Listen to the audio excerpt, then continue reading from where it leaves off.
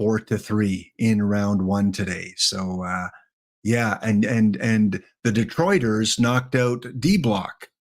So that must mean that D Block will knock out me later on in the tournament. That's how this synchronicity goes. And again, congratulations to the Wabanaki, Passamaquoddy, and Makadkar for taking officially now the January overall standings. So he will win 20 packs. We still have a couple more days, couple more tournaments for you to qualify in the top four so that you can get your name on the wheel to win the random 5 packs that we'll give away. But yeah, the Passamaquoddy sent me a message when I told him that he won, and he said, "Lap, I love this tournament. It's one of the most competitive tournaments that I play. There's a lot of competition, and he's a good player. We see him a lot in the PTCS. We see him a lot in the lower level tournaments, and for him to say that he's finding this a tough tournament, that says a lot for all of you guys that are entering it. So congratulations again to Wabanaki Passamaquoddy for winning January, and we'll start all over on February 1st. We'll start a new sheet and to keep track of the points as well. So far, the Hound has just one third place finish, but hey, at least I get to see my name somewhere on the leaderboard there. All right, we are going to give away some packs throughout the stream. Again, you have a chance to win some during the Lap versus Chat base game play, plus also for the bounty. So let's get on with the bounty right now. You'll see the rules down below there. If you want to participate, it is the Can I Buy a Vowel tournament today. Yes, A, E, I, O, and U. And I don't know about you in America and in Europe, but in Canada, we count Y sometimes as a vowel because we say A, E, I, O, U, and sometimes Y. So what you need to do is you need to draft all players that have at least 2 vowels in their first name. So John, you cannot draft a guy named John. It's got to be the name on the card. So if it says John, it's John. You can't draft him. However, if it says Johnny, you can draft him because he's got the O and the sometimes Y. So a Jim won't work, but a Jimmy will work because it's got the double vowels there. So this is the Dead Ball to Golden ID 294. Defeat me and win the 5 packs. That is the bounty claim. And congratulations over the last couple of days for those of you that have whipped me in round 1. I got to try and get out of round 1 today. So this is the 1930 settings and no DH. So consider that and draft wisely. All right. So again, imperfect draft. Can I buy a vowel? A, E, I, O, and U, and Y. And again, in the first name. So it doesn't matter about the last name, whatever positions that you want, pretty simple. First name has to have 2 vowels. And if you can't find one, you got to bench that player that you drafted. Okay, let's get this fired off. Let's show it on the screen. I'll leave the rules up there for a little bit. Just, well, we'll take them off. We'll take them off. We'll put them on the sliding bar at the bottom. There we go. No, just 2 vowels. It can be 2 E's, 2 A's. Doesn't have to be different vowels as long as it's in the first name. So Andy Cooper would work. Jimmy Fox would work. Mickey Cochran. Shouldn't be too tough. There are some like Al Simmons. I cannot draft you. And of course, we got Babe Ruth that does qualify. So I'm going to go Mickey Cochran. Grab a catcher right off the bat. Well, thankfully for Bobby and Dazzy. Bobby and Dazzy are the only 2 that I can take here. So let's go with a little Dazzy Vance. It can be a little lighter restrictions. It is, but you may find around like I can't take Bill, I can't take Jack, I can't take Chuck, and I can't take Ted. So it does confine you a little bit, especially in the rounds with 6 cards. So I can take Pete Hill and George Davis. We'll go with Pete Hill.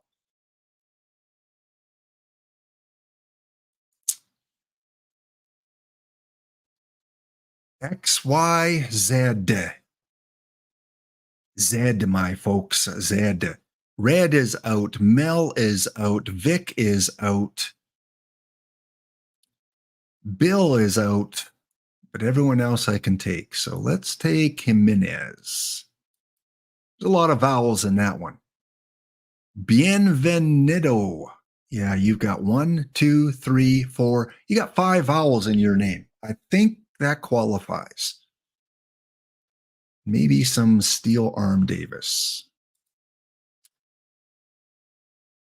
Okay, next up. Ooh, I'd like to take you, Walt. Can't take Don. Can't take Phil. So let's go with Harry Hooper exclusive. And I can't take Ed Walsh, so I'm going to go with Harry. A couple Harrys. Who doesn't need a couple Harrys in their life, right? Harry 1 and Harry 2. Speaking of Harry, go Oilers. I can take Lou. All right, Lou, you're on the team. Bob, why can't you be Bobby? I would have taken you then. Can't take Bob. Can't take the other Bob. Got a double Bob. Let's go Jabbo. Jabbo has Bob within the name if you mix up the letters. Yes, 1934. Tesuiji reminding you that you only need maybe 8 or 9 pitchers at the most. Some might even try 7. Clarence. I better take my second catcher now. Clarence.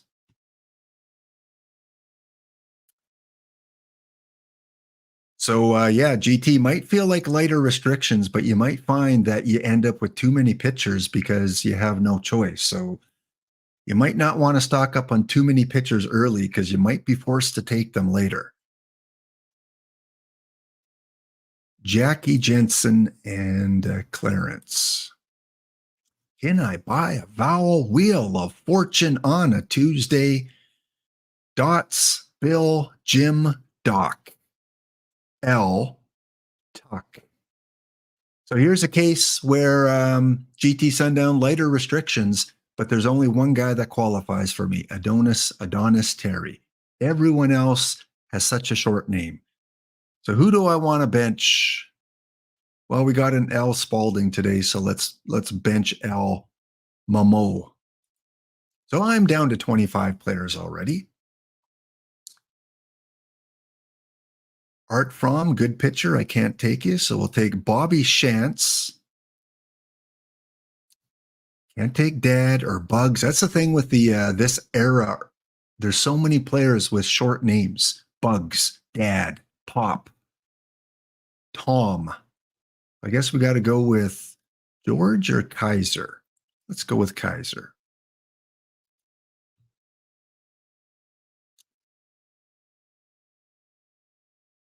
Change category. What have I got? Oh, well, you guys can hang out for a while without changing the category. It's sports, right? It's sports. We'll change the category. We're here for a good time. We're here for a good time. Category is changed. Yeesh. Refresh your browser and it should show up.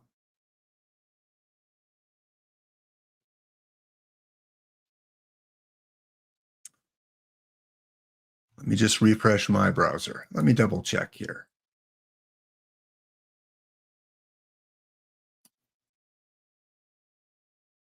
We're good. We're good to go. Out of the park baseball 24. All right. Connie Rector. How can you not have a Connie Rector?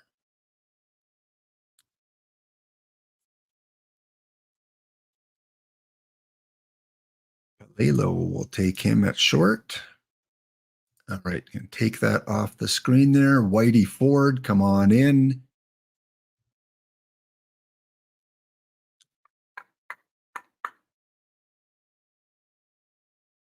Elwood DeMoss. Oh, you got to pick 3 cards here. 3 cards. So Alex Radcliffe, Elwood DeMoss, Whitey Ford.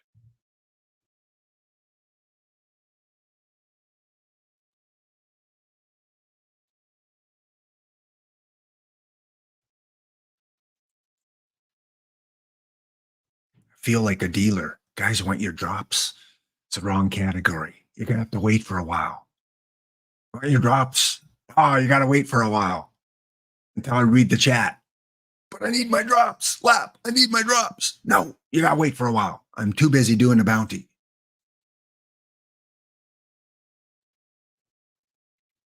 Okay. Harold Treadwell, Muddy. I got 2 catchers already. First, second, third. Kim Jocko.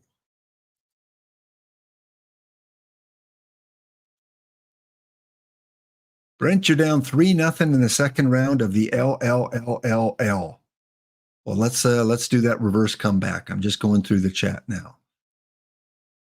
Drops, I don't care. Drops, if I miss out on drops, if I was muted for half hour, I would feel real bad.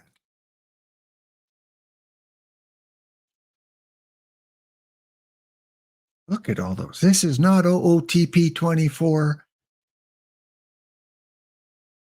I'd have to read the chat to notice I didn't have the drops. You guys are harsh today. It's a pack. Relax. The pack will come a little bit later. A little bit later, the pack will come. They're on now. Cookie. And I think I could have did a whole team of Bobs here. I'm getting every single Bob. Bob Allen, Bob Perky. Ooh, how did I get 11 pitchers already? Jeez. Too many pitchers. 1. Daryl works. Cookie works. And Mandy works.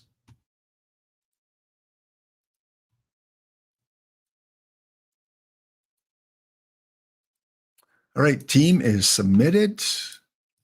Again, only going to go with, which 3 pitchers do I want? Vance, Gasper, and I don't want Jabu Andrews. So let's go. I'm going to put Whitey Ford in there. I'm going to put that bronze Whitey Ford in. It's my number 3 guy. Middle relief, long relief, mop up.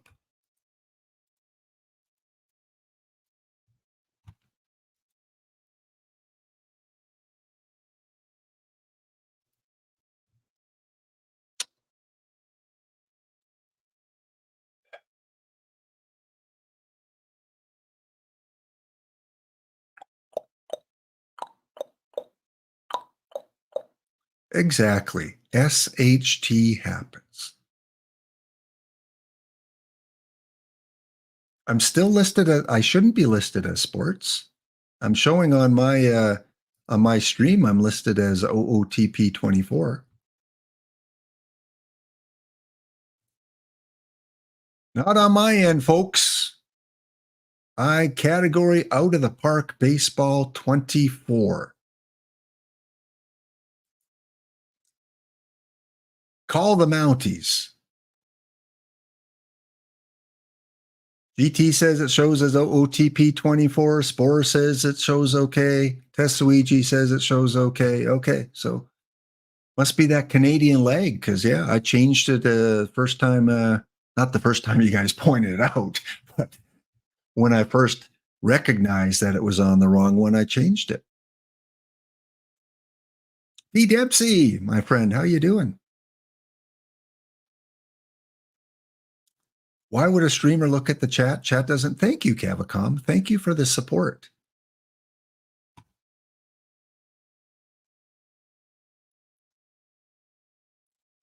Good. Those RCMP go back to the igloo. You are not needed. All right, let's finish off. Do a little bit of strategy here. Dead ball. Sure, 1930s. Let's bring that one in that I use.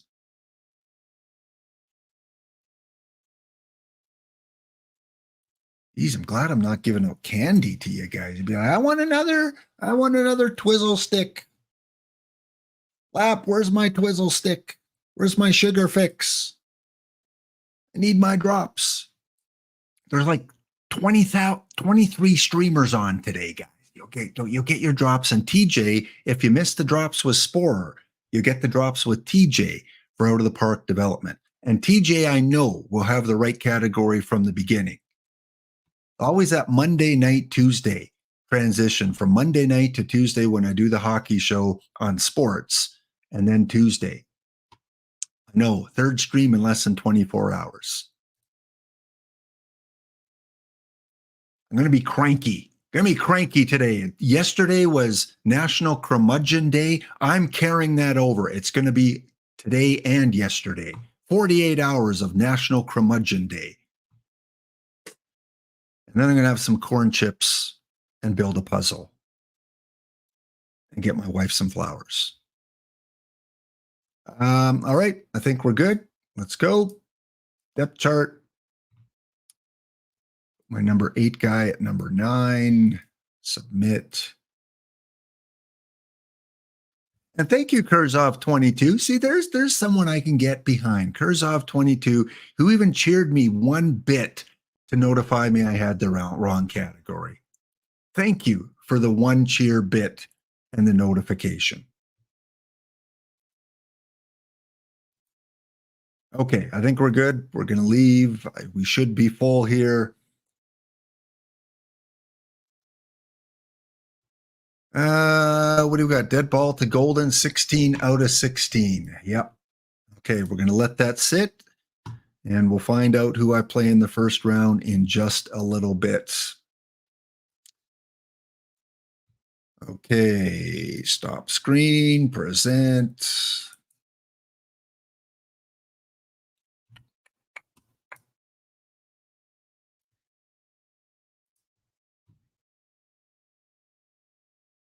All right, so before we get to the lap versus chat, there were some new cards that came out. Maybe you caught it before my show here.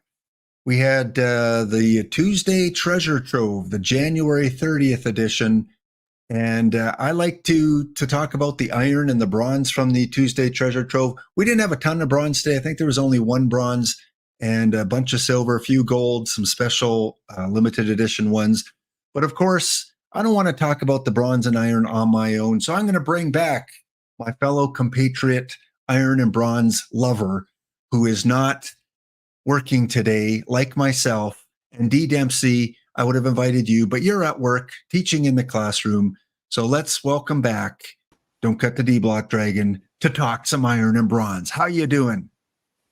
Well, fine. After my finals losing streak is over now, after winning the 5L yesterday. Do tell about that. What kind of losing streak was it? Because I'm familiar with those things. For exactly 2 weeks and 1 day, I was in 12 finals and I lost them all. 12 finals and you lost them all. Wow. And then how did you break that? By doing, what did you do yesterday? I drafted a very, very poor team on the 5L, and it actually won. I had the first 3 rounds were all in 7. And then I was swept. The quarterfinal was in 5, the semifinal, and swept the final. That's and you won the final. I think it was against a newer team, right? Let me bring that up here quick. I've got it right here. So yesterday, we had the Eagles beat the Red Spots. Oh, you beat D. Dempsey. That's right. You beat D. Dempsey in the semifinals. Yeah. I think in the finals you went 4-0. In the semis you went 4-1. In the quarters you went 4-0. So you went 12-1 in your last 3 rounds. So I'd say you got that losing streak out of your system. Yeah, hopefully. Yeah. And yesterday, the Dashins came second. Spore's team came second. Today, I knocked them out first round. So, anyone can win or lose on any given day. Fun tournament, though. Fun tournament. We got some new cards that we're going to be adding to the tournament here that were introduced on the Treasure Trove.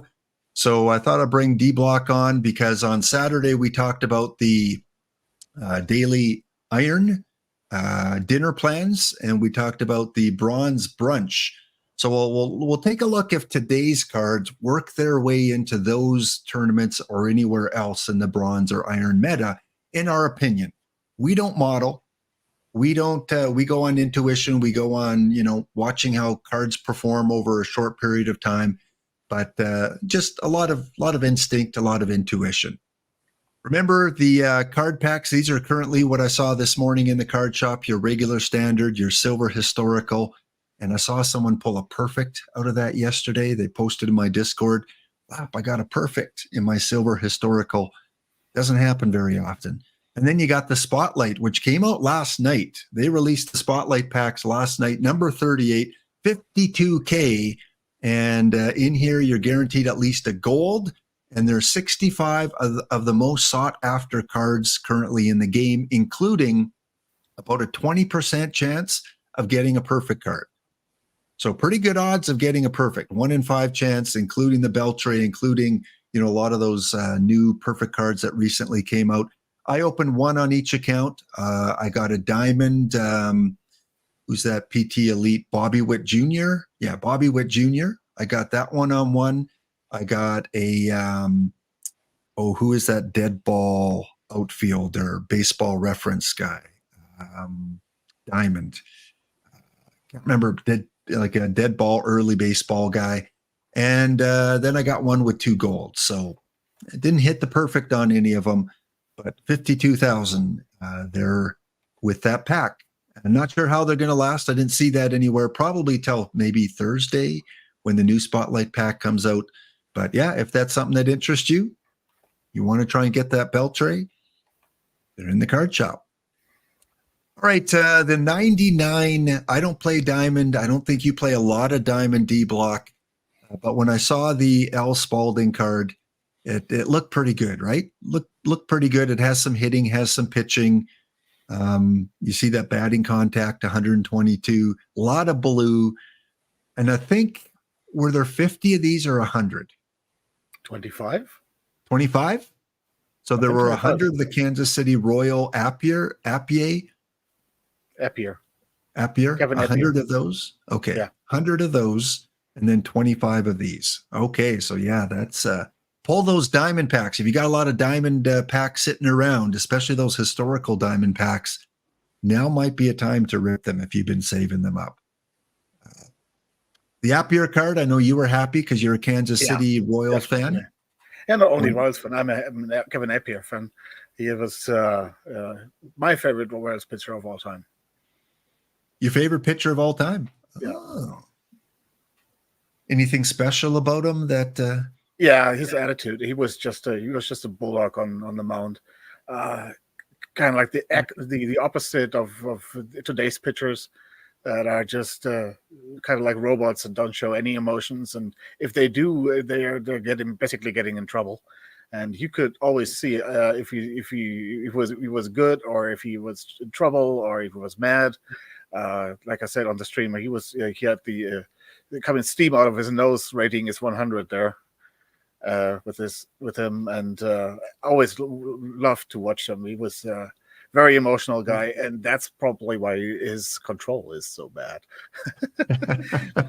But I'd rather watch somebody like that than a robot who doesn't show any emotions there. So your Kevin Appier is my Dave Stieb, pretty much. Yeah. Basically, pretty cool. Yeah. And it's exciting. He was very good too.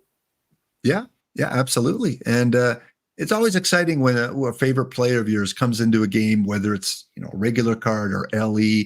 It's like, oh, there's Kevin Appier. Hey, you dance around and smile like I do with Dave Stieb. Well, I don't dance around, but yeah, I smile. It was the same with the Yordano Ventura card that Spora did as a community request from myself. Really loved that card. It's very accurate, and it's not a card I would really play in bronze in a way that it's meta, but I love that card, and it's a very good tribute to a very sadly already gone pitcher. Yeah. Okay, let's speaking of pitchers, let's talk about some of the lower level pitchers that were brought into the game today. And the first one is Joe Blanton. Now, D-Block, you and I, it doesn't matter who we have on the panel. They're going to look at this card and they're going to go, no, I'm not playing that tonight. However, I don't think so. I think you're going to play this in caps, definitely. No, I know. I mean, in regular kind of. Full iron, definitely not, and Yeah, probably not in low iron. I actually I don't play low iron, so I'm not that sure. But the control, of course, is pretty good. But yeah, yeah. For in caps, caps, though, yeah, for caps, he's probably with the Ujier and the Dukowski card, something you can really put in there. yeah. So the Joe Blanton, anytime you see a 40 or a 70 or a 90 or an 80, you're looking at that cap kind of situation where it doesn't cost you any points. It's basically a free card. So when we look at Joe Blanton and we look at comparables, currently in the game, there are 10 40 cap pitching cards that are non-live. I didn't include the live because there's a lot of live 40s. So here we see kind of a breakdown of the 10 that are currently in the game, and then where Joe Blanton kind of fits, ranking them in the different attributes. So of the 10, he would come number 9 in terms of his stuff. Mm-hmm. He's number 9 in terms of home run suppression, number 9 in terms of pitcher BABIP, but control, he's number 1, and number 1 by a long shot. You see the control here, all red except for Roberto Hernandez at a 50. So he just blows everyone away in terms of the current 40 level cards with control. As a cap situation, you're probably going to take him regardless because he's free. But all that really great control, but lower everyone else. Is he an automatic take in a cap when you have these other guys available? Probably not. I'm not. Well, yeah. I would have to test them out. I don't really know without that huge control really figures in, if you put him put him with a very good catcher with good catching ability. If that would result into some good results, that would be pretty nice. I guess that could be very nice. So I would have to test that out. But Yeah. still, I mean, the Ditkovsky is definitely ahead of him. I think. The Ujier I would probably take also, and the Donnie Elliott is pretty nice too. So he would maybe be my 4th right now. Balance wise, again, you're not getting that balance like you are with some of those other ones. I think, a ballpark, if you have a really pitcher heavy ballpark that favors the pitcher, absolutely, Yeah. then he's And going to be in there. era with the era, if he can, if he would be allowed allowed in an era setting in the 60s or something like that, maybe even in the 50s, that would help too. Yeah. So I think an error from 40 years or previous, and I think in a pitcher's ballpark, he then definitely rises up there in terms of cap cards that you're going to take for pitching. And like you said, test him out, because we haven't seen a pitcher at a 40 with this much control. So you never know what it's going to do in the game. Try it out, see how it does. I'm going to try him out. At the 5L, it would be a very nice testing ground for him there.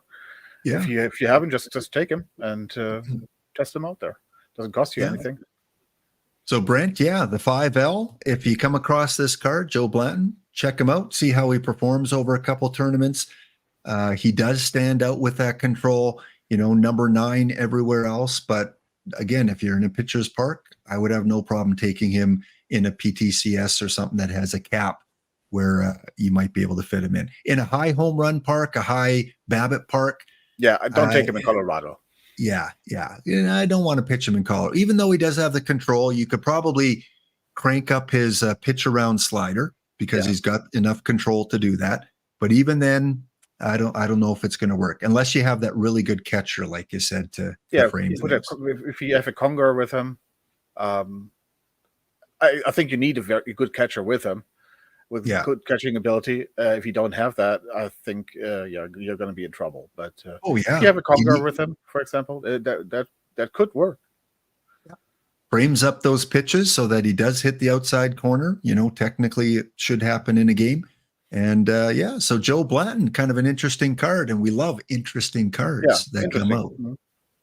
Mm-hmm. Next up, we had Randy. How do you pronounce his name? I forgot how as far as Cote. Okay, we got Randy, a St. Louis Cardinal. And again, we do see one dominant category here with the home run suppression. Very splitty, though. I mean, have you? I don't know if there's. I've seen a card with 66 control on one side and 20 on the other side. What are you thinking about this card? I think we have some. Forgot about it. I think we had that these extreme splits, especially with control with some pitchers, but not with those, not with the these low iron, but especially on those specialist cards. But as a 42, it's an interesting specialty card. What did what they call it? The Luigi. Lefty out, one out pitcher or something like that. So that's what he is basically, yeah. And if that really works, like Spore said, then this could be an interesting card if you can bring the AI manager to do what you want. Yeah, kind of like that Mark Eichhorn card that we saw right in gold that was very splitty on one side or the other. And when we compare him against the other 42s, I'm just comparing him against the other non-live 42s. He's number 2 in stuff, number 3 in home run suppression, number 2 in pitcher BABIP. So he's kind of the opposite of the first card we looked at, where he's stronger in all those other categories, but in control and stamina, he drops way down. With only a 7 stamina, you don't want him pitching too long. You definitely want to put him on, a batter's faced or pitch count kind of thing, because he gets gassed pretty easy, doesn't he? Yeah. I mean, that is probably not even enough for an inning, is it? I mean, not sure. But I don't think it's really fair to compare him with, because I mean, he costs 2 points, and the others are basically used for caps. I don't know if you pay 2 points for him. I'm not sure about that. If he works, he might be. But right now, I would say the 2 points is pretty steep price to have somebody who comes in for 1, or at the most 3 batters. Yeah, very steep price. Again, when you compare him to the 40s, that doesn't cost you anything. Would you rather have a couple of these guys, or do you want to spend a couple points on this one? I think that's a tough call. Like you said, D-Block, I think if it works as intended, it's probably worth it. If you can really put him in that specialist role, I mean, 2 points, I would absolutely do that. You get 1 inning out of him. But, do you want him never knowing who he's going to pitch to in a high leverage situation? I don't know. Like I said, it reminds me of that gold Mark Eichhorn card, that high risk, high reward kind of thing. And if you really want to do it for that one lefty pitcher, for that one lefty hitter, 2 points for 1 out, I'm not sure. I think that's a very steep price. Counter Randy Cote, and come on, Boiled Egg, you're a Canadian too. I don't know if you saw Boiled Egg's comment. A German and a Canadian trying to pronounce baseball names. Oh yeah. Yeah, you Americans try to pronounce Puyallup, and you live in that country. Come on. Oder Backpfeifengesicht. Cote with Rusty Coots. Counter Cote with Randy Coots. Could you imagine that matchup? Oh yeah. Yeah. That would be the perfect counter to Coots. You could micromanage that way to get in there. Yeah, absolutely. So I'm a lot more confident about using the Joe Blanton card free in a cap situation. A little bit more skeptical about using this for 2 points in a cap situation, just because of that high risk, especially if you're in a PTCS or something like that, where you do want this guy facing the righties in a high pressure situation. But again, in the 5L, perfect place to test them out. Yep. The 5L is your testing ground. It is your sandbox to come out and test out a lot of these cards. If I see him, I will take him, definitely. Yep. I always take Mark Eichhorn when I see him in perfect drafts. Adam Simber, right? Kimber or Simber? Simber. Okay. 54. So now we're not talking about cap situation. We're not talking about low iron situation. We're talking about full iron. You play a lot of iron. You know the pitchers. You're familiar with the pitchers there. We talked about on Saturday our builds and the pitchers that we used. Again, this is a reliever. He's got a 16 stamina, so you're not starting him unless you're using it as an opener.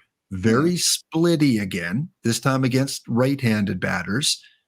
And I showed on Saturday the relievers I use: Lee Smith, Mitch Williams, John Means, Sabathia, Wilson, Yeomans, and Black. You use a few different ones, but you recognize these guys. They're commonly used. And the Simber, I think he's number one of all these guys I've got listed here for home run suppression.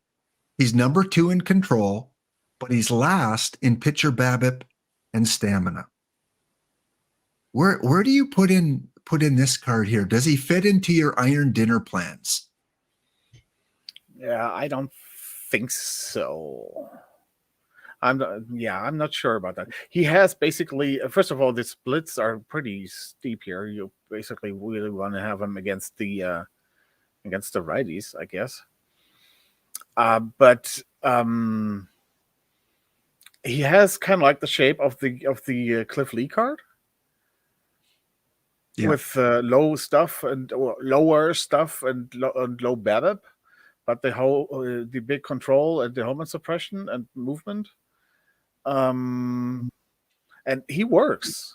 He doesn't work for me because I don't care about defense. Because if you play them, you better have defense. Yeah. Too. Yeah. Since I don't care about defense, and my teams usually have pretty low defense, Cliff Lee doesn't really work for me. So the Adam Simba probably doesn't work for me either. But it's nice to have that option here. I think he could be a very nice closer if he works like the Cliff Lee. Maybe as a setup guy or stopper. Stopper, of course, not because of the stamina. But the stamina, he's just definitely one inning guy. That's it. So. Again, and we get to test him out in the 5L and see how he works. Same kind of situation as with Blanton. You need a catcher that can frame things. Will help him. But again, you're not really pitching around him as much because you're not worried about the home runs because he is very effective. Yeah. Against the home run hitters, the power hitters. In iron, are you coming across, in terms of people's lineups, are you still coming across a lot of power I lineups, or are you starting to see more BABIP lineups out there? Very mixed. Kavacom, for example, he has a very high power I guy. He's running like Olsen, he's running Kingman, he's running Dunn, all in the same lineup.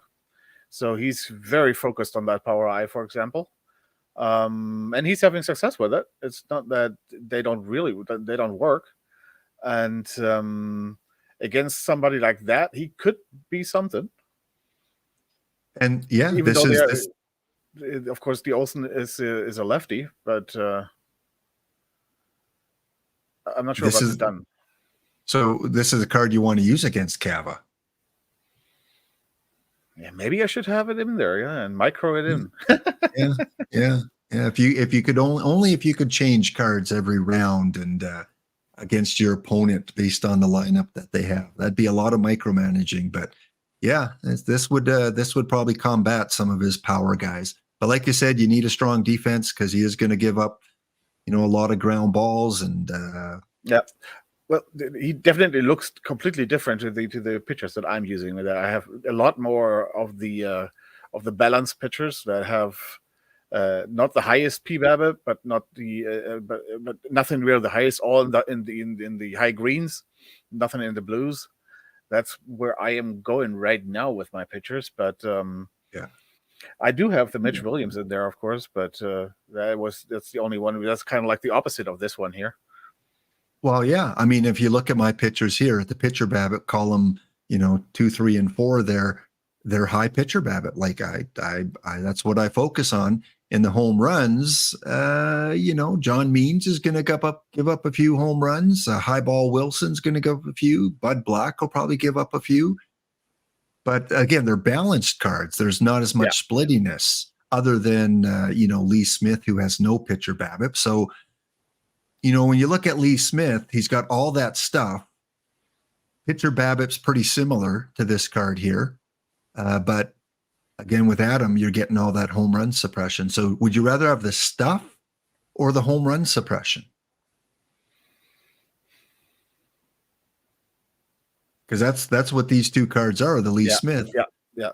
I mean, stuff or home run suppression? Do you want? Well, stuff gets you out of it. If your BABIP is pretty low, you're giving up hits, but you can get out of it with your stuff with strikeouts. So that is pretty nice, actually. With the control, you don't walk anybody, so it's really the hits that you're giving up. Yeah, I think I'm going to take out Lee Smith because once you get past a certain stuff point, it doesn't seem to be as effective. And I think I'm going to try this one instead of Lee Smith, because here you're getting control and home run suppression, whereas Lee Smith, you're just getting the stuff. Yeah. So yeah, I think if I would choose between Lee Smith and Simber, I probably would take Simber. Yeah. If I have to choose between Mitch Williams and Simber, I would probably take Mitch Williams. Agreed. Yep, we're on the same page there. Okay, next up, we have a few iron and bronze hitters. So first one up, catcher Mitch Milewski. Mitch Milewski from the Astros. Again, when you look at that and you see the defense, you're going, okay, he's not going to catch for me. He's not catching. If anything, he's going to DH. But with the iron dinner plans, there is no DH. And remember that some cards in the dinner plans don't qualify because they're exclusive, like the Gilligan card that a lot of people use in regular iron. So you can't use the Gilligan in the iron daily dinner. So are you going to use McCluskey? Well, we saw on Saturday, I used the Hank Severid and I used the Brent Maine. We're not replacing Maine for sure, but very unlikely. Yeah. Are you replacing even a guy like Hank Severid? I do run in some of my teams. I do run the Maine and the Heine Pites. Okay, he is a very similar shape than the McCluskey. McCluskey has a lot more power. The rest is very balanced between those two. Maybe a little to the Pites side. Maybe I can show him here. Let me get him. The advantage for Pites there is that he's actually a second baseman. So he can play first, second, and catcher, and has a higher catcher ability than McCluskey. Let me show the time.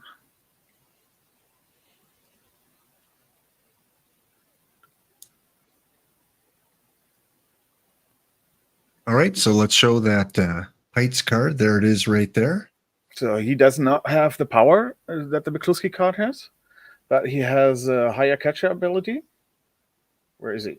Catcher ability, right there. He has higher catcher ability. The rest is very similar. He has the avoid Ks is lower. The contact is lower, but the gap is higher. The eye is, I think, a little bit lower. But basically, the rest is basically the same. You get more power, but you have more catcher ability with Pites. Plus, you have the positional feats that he can play at first base, at second base, and you could even put him at third base. I've never done that, but so he's much more versatile with that. And I would rather take him, I think, than the McCluskey. The positive for the McCluskey is, of course, that he's a 47, so he can play in low iron. Yes. Yeah. Whereas the catchers I use right now, the Brent Maine's high iron, the Severid's a low iron, so you could play Severid as well. And I guess what probably you could pair them, the Severid and the McCluskey, play the Severid as a defensive replacement there. That would be something that you could do in low iron very well with that. Yeah. So here's the question I have for you then. I mean, we're talking about a backup catcher because we're playing Maine both ways. He's going to get the majority of gameplay. So what are you looking for in a backup catcher? Are you looking for, like, does bat matter at all? Because are you looking only for defense? Do you still want that balanced player? What's important for you, D Block, for a backup catcher? Normally with my teams, especially in bronze, I do have usually then the Conger there as the backup, or the Roberto Perez if I have the Pugnozzi there as my first catcher. So I do actually look for my backup catcher. They're usually not that good with the bat because the best bat is playing as first catcher for me. But so I want somebody there who has does his catcher job basically. Here, like I said, in low iron, I would probably start the McCluskey and then have Severide as a defensive replacement and backup. So exactly that. You have the defensive catcher as backup. But with the full iron, I would use the Pites instead of the McCluskey because then I can run. Don't have to run a first base platoon, for example. If I run a lot of the Bill Everett card, which you cannot run in the dinner plans, but in the rest of the irons, which is I run in both ways. So I just need a backup there for him. So I can use the Pites there as a catcher backup and first base backup. I guess the only fear I would have if you're starting this guy, again, depending on the pitchers, because again, if you have those high control, if you have, low stuff guys, high control, you want a catcher there that can frame things, you want that good ability, and you're not really getting that with him. But it's iron. I don't know how much of an impact catchers have in iron, with their ability. Higher levels for sure. Especially with those 40, if you do have some 40 pitchers in there, like we said, we just said that the high framing ability is important there. But like I said, in low iron, where I would only think about pitching those low pitchers in a tournament without outside of a cap, then I would have would bring in the Severide with the high catching ability in the 7th inning as a defensive replacement if I do have the lead, and that would help those relief pitchers then. Yeah. Again, like you, I don't play low iron, so if there's any low iron people in the chat that are familiar with the meta of low iron, let us know. Is the McCluskey, is this a guy that's gonna fit into the low iron, or is he kind of a fringe guy? Are you going to use him to start and bring in a more defensive guy later in low iron, like a Severid? Yeah, let us know where he fits into low iron.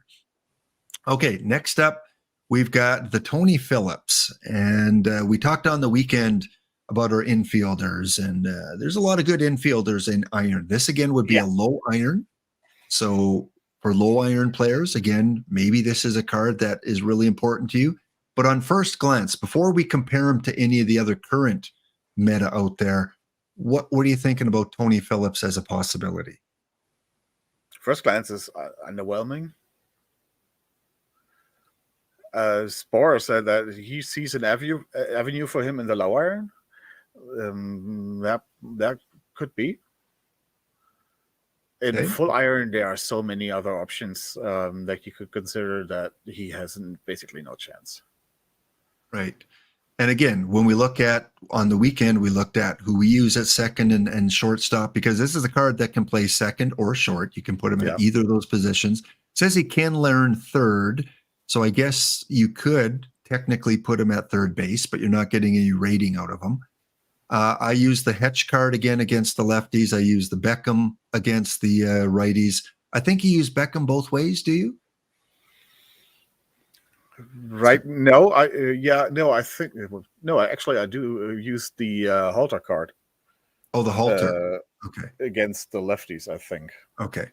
Yeah. So when we look at the current, again, this is not low iron. This is the dinner plans that we're talking about here, or even open iron. When you look at Tony Phillips, he's not gonna replace, I think, Hetch against lefties. He's not. And against the righties, he's not going to replace Beckham against righties. His defense, 89 range. These guys here have 73 range, 91 range. So do you have him on your roster as a substitute for second and shortstop? No, even that, I would rather have like the Jerry Hairston Right. as Yeah. a substitute there. And even as a substitute, I mean, there are so many options that you have there with even with all three infield spots with Mondesi, with Bones Eli.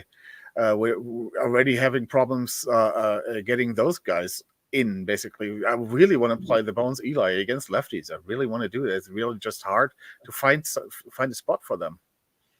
So because he can only play shortstop, so I would have to play Mondesi at second. So, but then I have to take the Beckham out, and I can't play the Halter, or I have to play him at third base. And this is really a Tetris game right now. The infield in Iron.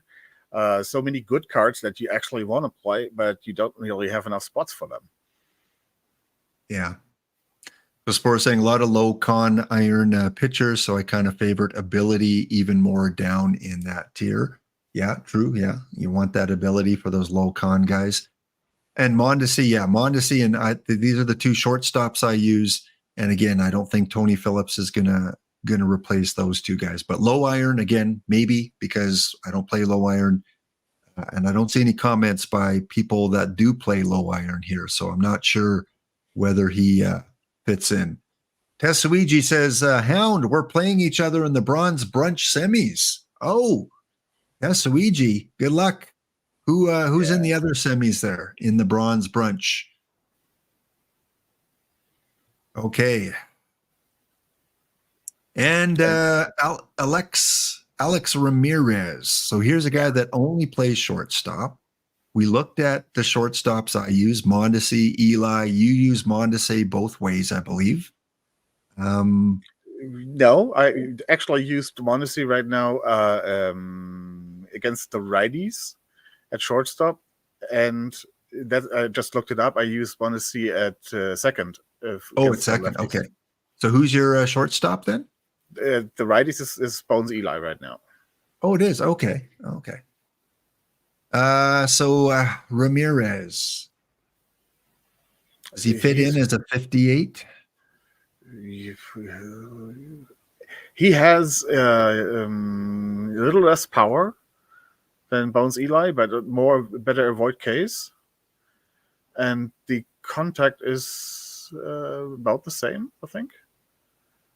It's kind of hard to know. It's a little bit better against lefties for Bones Eli. So I would probably still play the Bones Eli against lefties.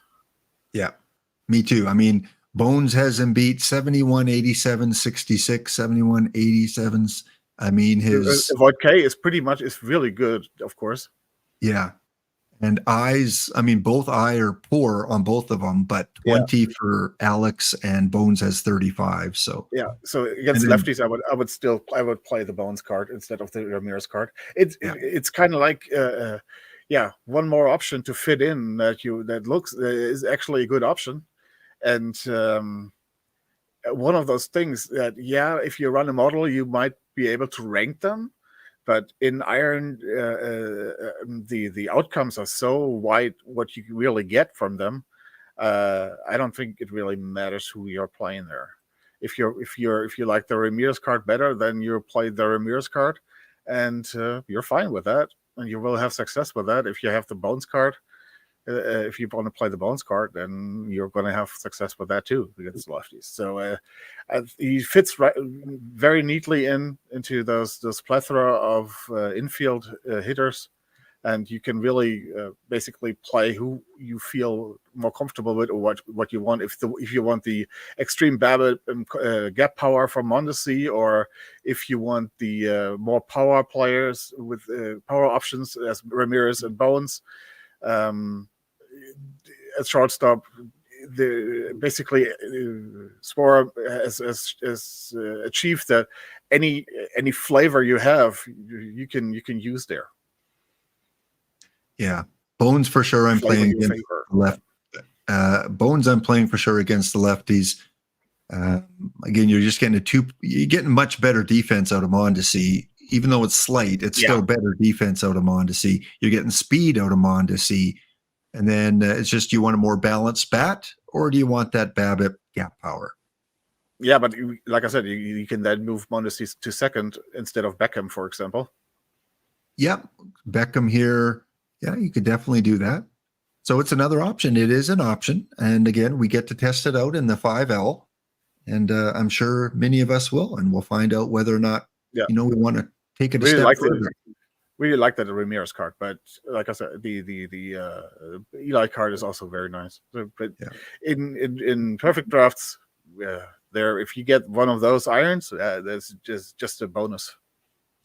Yeah, the competition this late in a cycle is just so intense. It's hard to replace players unless you really juice them up, because there's just so many options you have for some of these positions.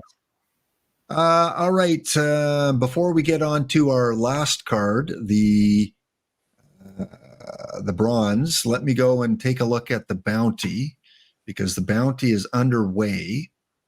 And typically I lose in first round of the bounty, it seems, when I'm streaming. So let's go take a look at what our results are after round one. If my game will fire up, there we go. Okay. Fussmucker has claimed the bounty already. So the bounty has been claimed. Ding, ding, ding. Fussmucker, congratulations. 2-0. I don't know what is with these bounties. 12-2, you beat me, and 4-2. Pete Runnels was your MVP of the round. And also advancing are the Rangers, the Crawfish, the Dachshunds, and then we've got a few game threes still going here. Oh, Tetsuichi against Ezra. Well, yeah, Tetsuichi against Ezra, and then the winner of that plays Sporer. So that's going to be quite the side of the bracket there. And then the Rangers, Fussmucker's playing Sean Saul, frequent watcher of the channel. Looks like we got Charles back in the game. Escape from New York is going to go up, if he beats the Bandits, going to go up against the Crawfish. So you guys are playing for in-game packs now, because Fussmucker gets the 5 free ones because he got the luck of the draw and got to face me in round number 1. Good stuff. Fussmucker here. There he is. There's Fussmucker. Okay, last card we're going to go through is the Toronto Blue Jay. Toronto Blue Jay 67, and that is one Biggio. Mr. Biggio. And when I was watching, first thing I was thinking when I saw the name was Brock Holt kind of player. But Biggio back in 2019 didn't play the multitude of positions that he plays now. If you look at his live card now, he plays almost every single position. But back then, looks like he was focused on first, second, and right. We play bronze D block with D Dempsey and many others. We went over our bronze brunch. Tetsuichi's in the semifinals in the bronze brunch with me. Are you finding a spot on your team for Cavan Biggio? Tough, very tough. He has, of course, the nice eye that he has. I mean, every card of him has nice eye. But I think on first glance, he is kind of like a poor man's Nico Goodrum. And that card even doesn't really play anymore. Yeah. Again, when we looked at Saturday, Brock Holt, just a fantastic card all around. He might not be the best at anything, but he's really, really, really good at almost everything. And the Biggio, when you compare it against this Brock Holt card, the power, other than eye, yeah. And the power, yeah. Eye and power, yeah. But it's just not enough. If Biggio played the same number of positions, I think I'd really consider him as that versatile guy I'd have on my roster, especially if you only have 10 pitchers or something like that. Then I think I'd want a Biggio there, or Biggio, as Boiled Egg says. But otherwise, yeah, I'm still going to run. At first base, there's a lot of good power guys, BABIP guys. Same with outfield. It's like jam packed. When you start taking off a Sledge and a Badu, you've got a pretty stacked outfield because those cards were really good at one point, and now they're kind of sliding out of the meta. But yeah, Well, he would have to compete with Goodman at right field. Yeah.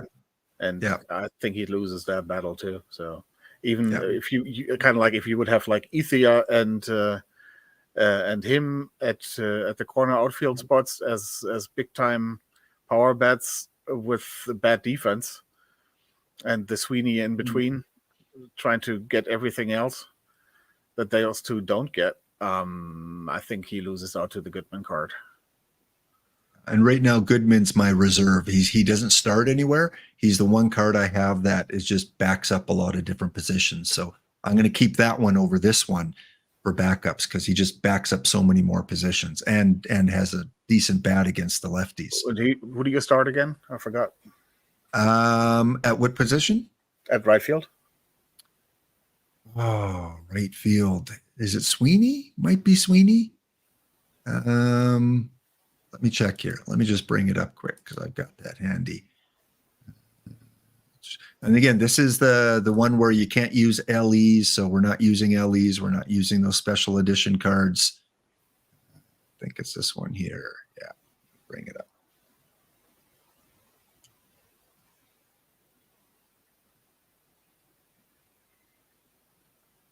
So right now in bronze, I'm using Estelela and Piggy Ward in left. In center, I'm using Holt and Sweeney. And in right field, I'm using Goodman. Jason. Okay. Yeah. And Abreu might be a good option too. Yeah, Abreu is a very good option, yeah. And I don't think Biggio replaces any of these guys. I don't think so either. And then my DH, again, we've got perfect DHs, I think. And then my only reserve is Goodrum. And so that would be the card I'd take out. And you see Goodrum's versatility there. I think you keep him over a Biggio. Yeah. Yeah, I mean, that's my thinking there. Yeah. All right. And yeah, we only got one bronze today. Only one bronze. And that's how it works out some weeks. Some weeks you get a lot of silver, some weeks a lot of iron. Some weeks a little bit more gold than usual. And today it was only the one bronze. So maybe next week we'll have some more to talk about. So yeah, any Tuesday that you have open there, I'd love to have you on and be my kind of Tuesday co-evaluator. And D. Dempsey ever has that. Yeah, excellent. Good. And chat, again, if you feel like you're an expert on some sort of level within the game, just contact me because I don't mind bringing on community guests to talk about their passion and their cards and their teams. So D Block, thanks so much for popping in for a segment here. And again, the Blanton card definitely for caps, I believe, is a card we're going to look for.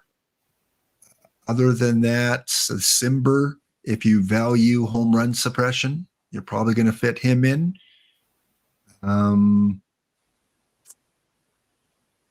And the other option was this Ramirez that you might want to consider. Mm-hmm. Yeah. Okay. Thanks, D Block. Enjoy the rest of your day.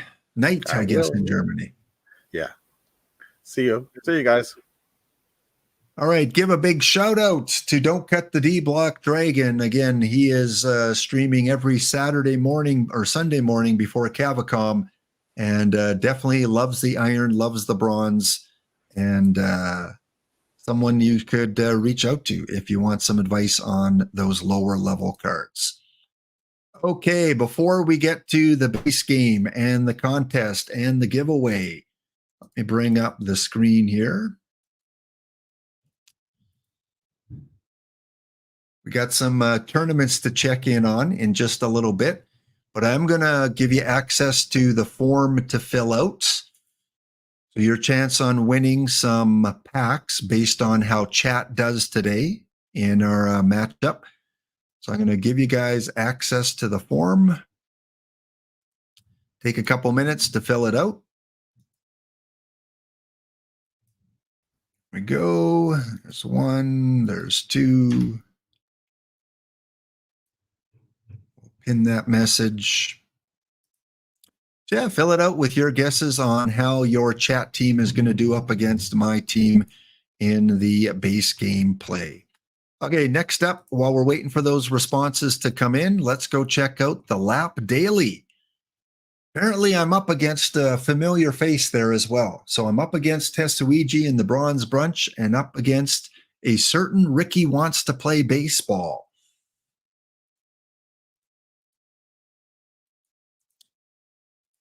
All right, here we go. What do we got here? 6-2, this game here. So let's take a look at the playoff bracket here, the tournament tree. So we're in the round of 16. Sean So and the Rangers are down 3-0 to Tiger Cub and his Wolves. Spores Detroiters are down 2-1 to D Block's Dugout. Bandits, Team Oklahoma, is up 2-1 over the Tigers. And yesterday's runner-up, the Red Spots, are down 2-1 to the Fanatics. On the other side, we've got the Blue Hornets, who've been playing well under Fire and Ore. They're up against the Mountaineers by 3-3-2 Ben. We've got Makadkar and the Passamaquoddy 3-0 up against the Squid. The Dinger Hitters are up against Patato. And then we've got a 3-0 lead for the Gladiators up against EVC's Ricky Wants to Play Baseball.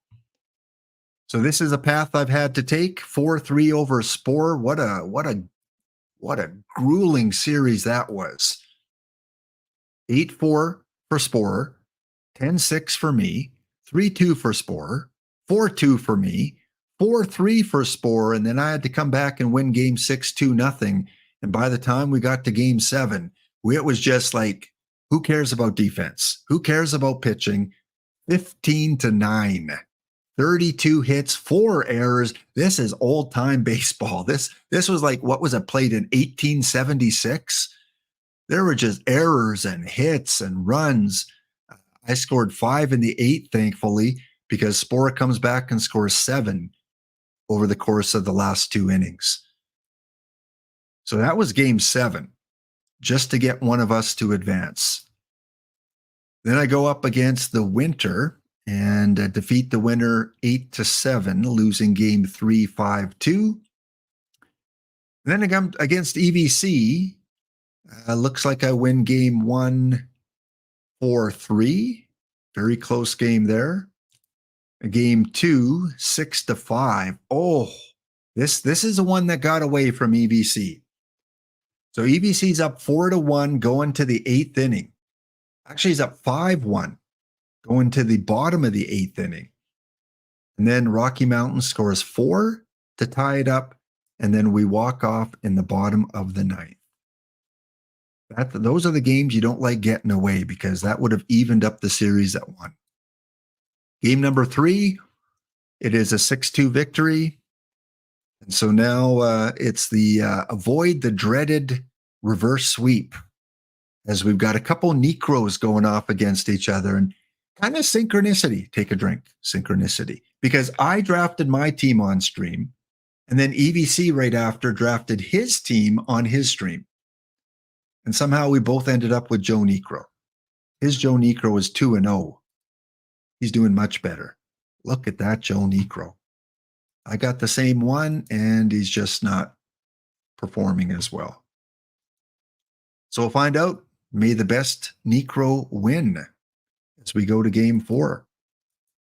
So pretty cool. Again, I love this tournament. I love the fact that so many of you, day after day after day, you enter your teams in the tournament. It's like we have our little own family tournament here, because again, I swear about 40 of the 64 teams are in there every single day, and it's very competitive, extremely competitive.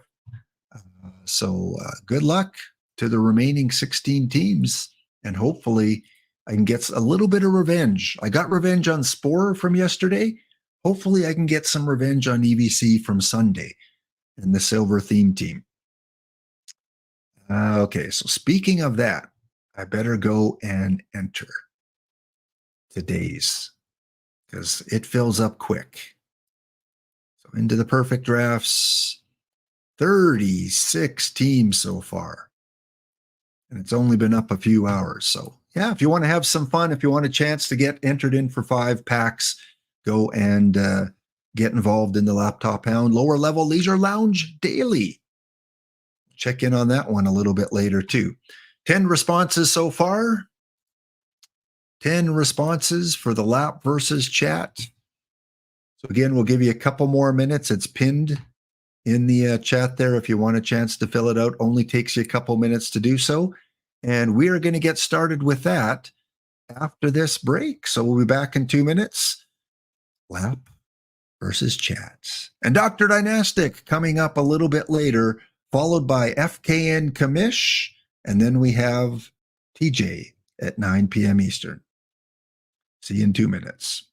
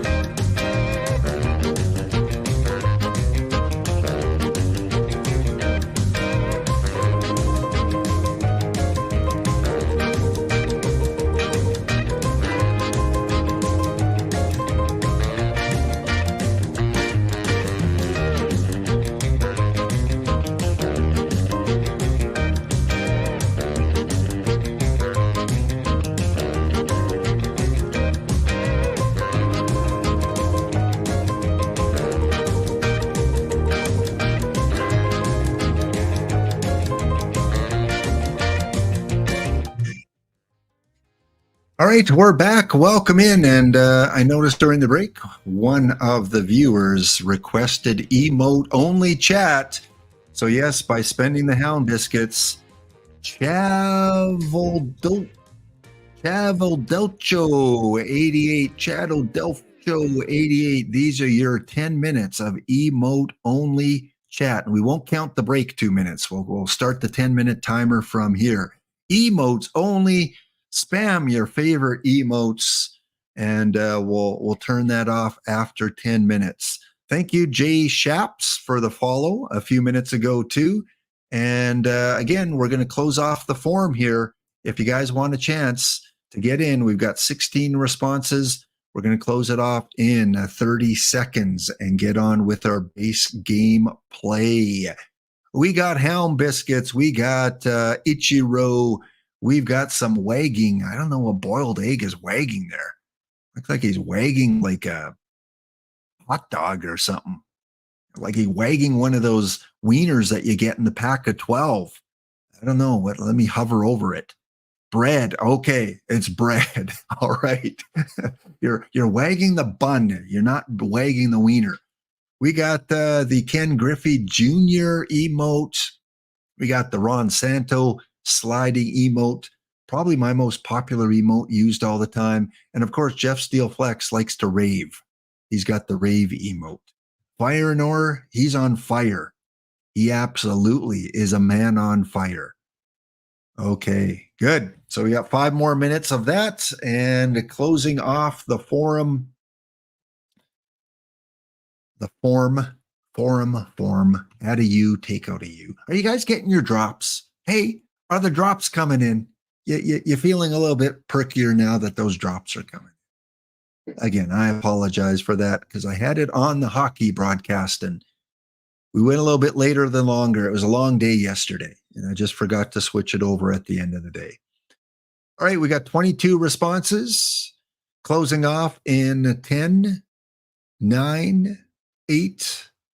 And again, if any of you want to captain the team, you have to use you have to use your biscuits to captain the team. You have to spend those biscuits. Otherwise, we'll do a communal versus lap, I guess, without a captain. You'll be captainless. We'll rely on the majority of what chat has to say. Okay, we're closing off the forum in 5, 4, 3, 2, 1. And the guy that requested emote only is not, I didn't see an emote by that user. I see Barry Basher, Fussmucker. Yeah, I don't see the guy that requested it using just only emotes. Oh, and what did we have just come in? Crying all the time. You ain't nothing but a hound dog. Crying all the time. No, you ain't ever caught a rabbit and you ain't no friend of mine. All right, Captain Kegleg with the community gift sub. Thank you, sir. Thank you, Captain. And again, I hope your day is going well for a Tuesday as we get ready to do lap versus chat. Okay, let's take that off. Let's go there. We closed off the forum. And what are the responses here? What are people thinking? Well, a majority, well, not majority, but 36% think that 2 of the 4 goals will be met by chat. The lock is the better regular season record. How many chat team members will make the All-Star game? 2 to 3. Total runs scored in the exhibition game, 6 to 10. And then we have how many wins will Sandy Koufax get? Anywhere from 12 to 20. And how many home runs will Billy Williams have? Anywhere between 10 and 32. All right, the form is locked in. Back to the game.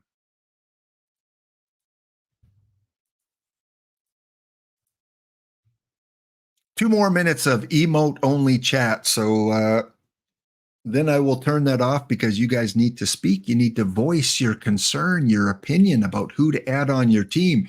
We are at the 1964 player draft. And again, just a little recap here. I'll take myself off screen, make myself a little bit tinier. There we go. We got the tiny lap. We got the lap dog. Here is my current pitchers. Tommy Thompson, Bryles, Gibson. You can see the year they were drafted in. So this guy here was just drafted last year. And he is currently my highest rated overall pitcher.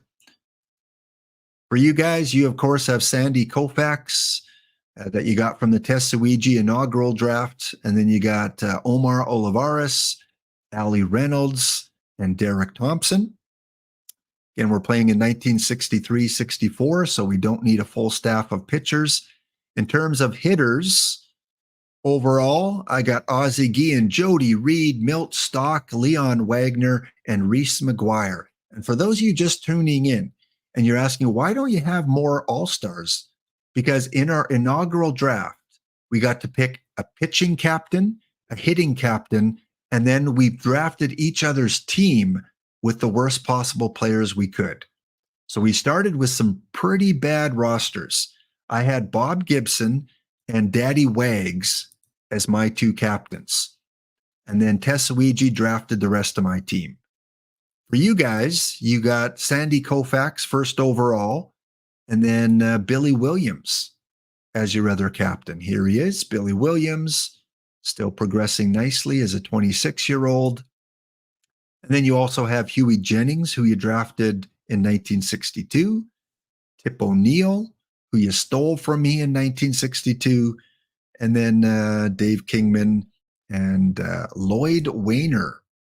Yeah, you got a Wainer on your team, and he did really well, hitting .324 in his rookie year and .290 last season. So that's what your roster is looking like. So let me turn the regular chat back on. Okay. Thank you for using up your Helm biscuits. Playoffs. Well, hopefully one of us will make the playoffs. It's going to take a while as we build up our teams. All right, first year player draft. We got to go look at the draft lottery. Last season, here are the results. Twitch chat finished last in the NL. I finished last in the AL. So the bottom four teams have the draft lottery balls: Oilers, Guardians, Dodgers, and Twitch chat all have a 25% chance of winning the first overall pick. All right, so even though I had the worst record, I still have a 25% chance. Let's see who won the draft lottery. Scroll up to my news. First overall pick goes to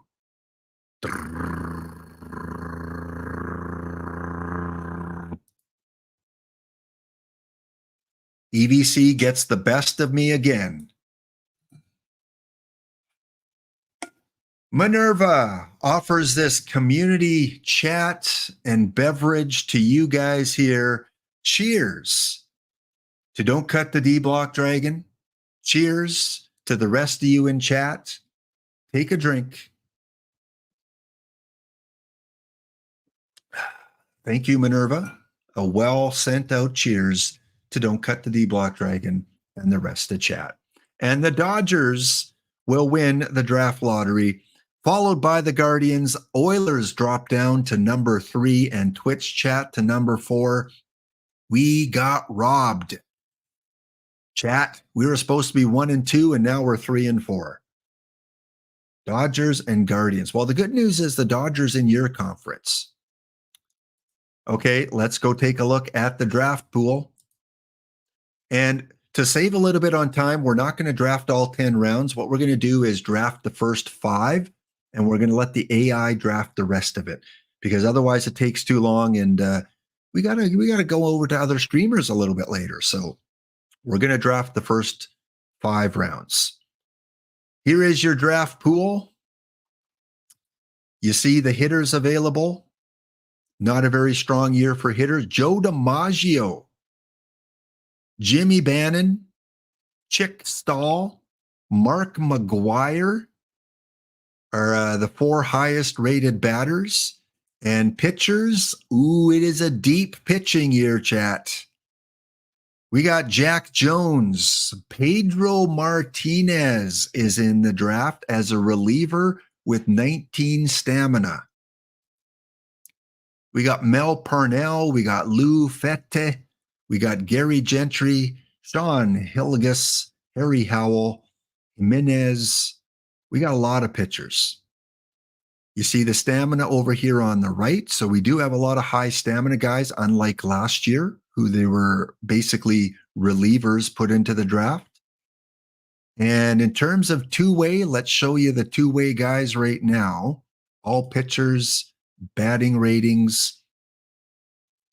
Here's one two-way guy. Keep your eye on him, Irv Braum. You've got a little bit of a two-way guy here. Nat Hudson. And you've got Tom Parrott. We're familiar with him in Perfect Team. Got a little bit of two-way ability. Other than that, that's it. So if you're wondering who the two-way guys are, like the Tip O'Neill and that one rookie we missed out on last year, you've got kind of three choices for two-way positions.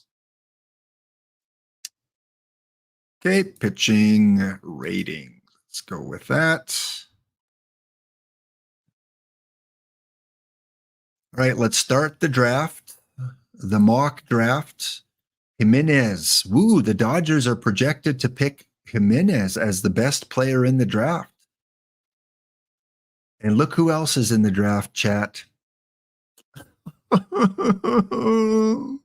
Losing the draft lottery is not a good year for this to happen. No. Chat, we're both going to miss out likely on Ty Cobb. And if the Dodgers don't take Ty Cobb, serves them right. All right, I'm projected to get Jimmy Bannon, and you guys are projected to take Joe DiMaggio. Well, Joe is not slipping to you. If Joe is there, he is my pick. Oh, this is brutal, losing the draft lottery. All right, the Los Angeles Dodgers are up first, and the Dodgers will take Ty Cobb. Ty Cobb, why not? You get Ohtani. Why not get Ty Cobb? Synchronicity, take a drink.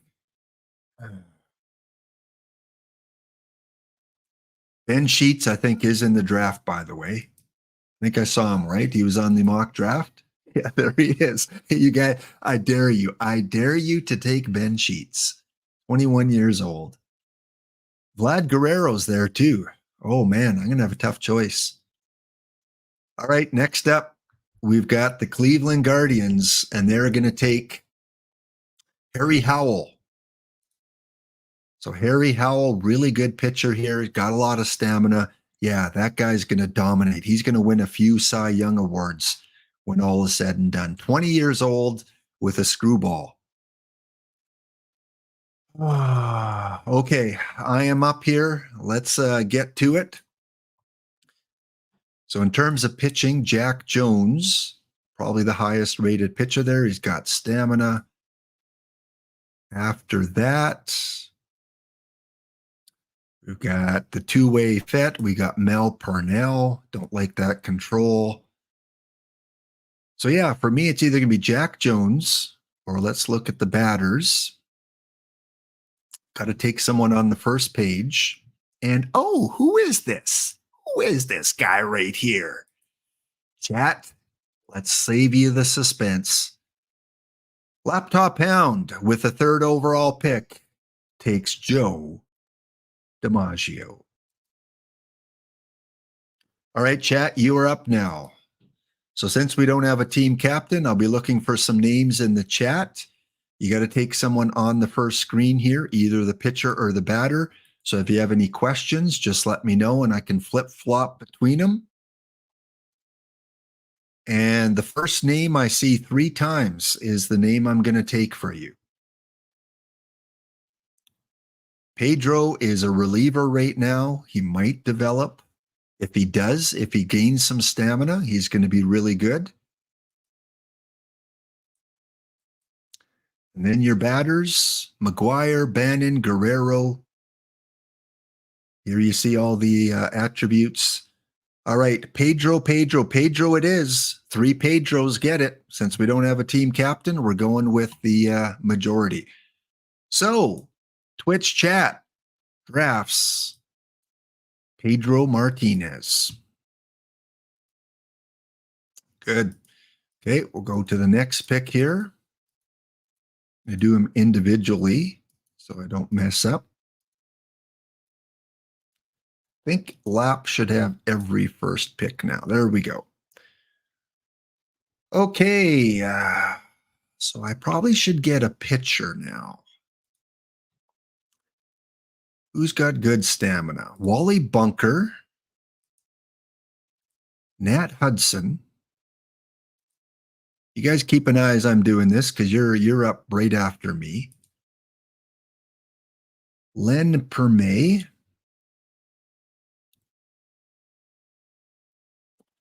Tom Parrott's still there. Dick Lines. Dennis Lamp. Ooh. Look at the pitcher BABIP on Zach McClellan. 1. What? What?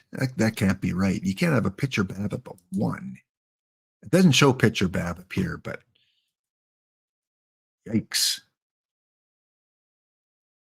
I don't really see a guy that has like a lot of blue and everything. Where are all the blue guys? Okay, we got Ed here, the most balanced. 21 stamina. Okay, I think we're going to have to go into the batters. No pitcher stands out there for me. Paul O'Neill, although I'm pretty good in the outfield now.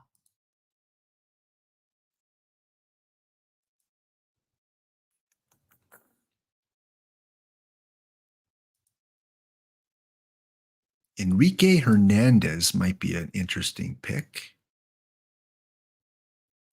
Dave Concepcion. All right. Bear with me. I got to check my lineup. Where am I weak? Left field, right field, catcher. Left field, right field, catcher. So probably an outfielder. Jim Eisenreich. Hernandez. Although I did get Joe DiMaggio, so that's one outfielder. It's a gamble. Bobby Bonilla.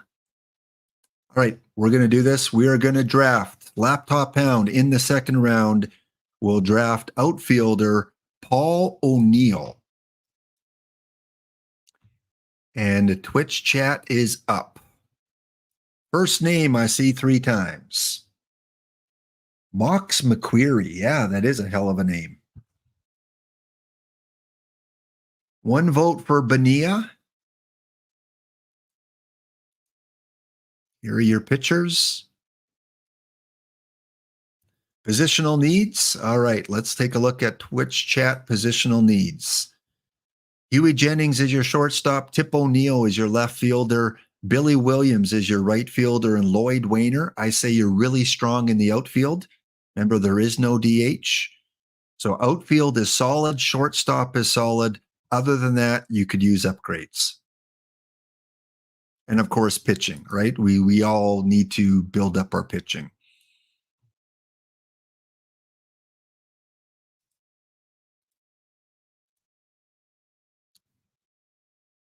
Mox McQueary sounds like an interesting guy.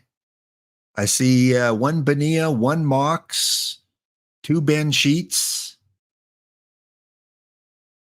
You do have Mike Lowell, yep, in the minors as well. So we should check out the minor leagues for your team.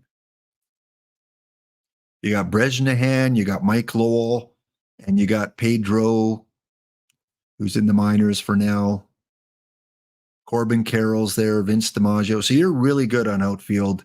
And Lowell, third base. You're probably pretty good there. He can play second. So you need a catcher. You need maybe a second baseman, first baseman, pitching.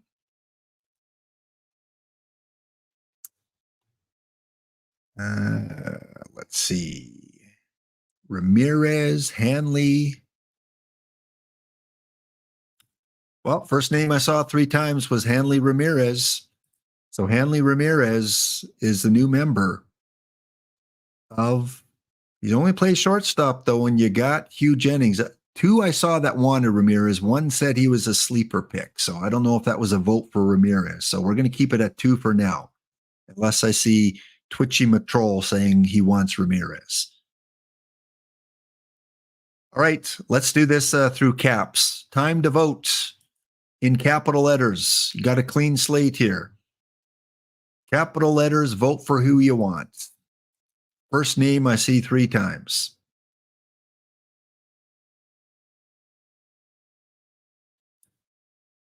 One for Mox. 1 for Hanley.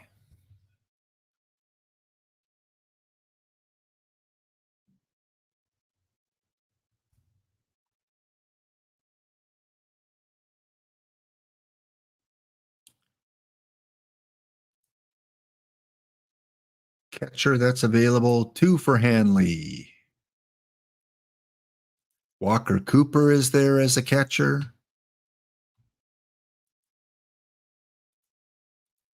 Here's your pitchers. Highest rated pitcher.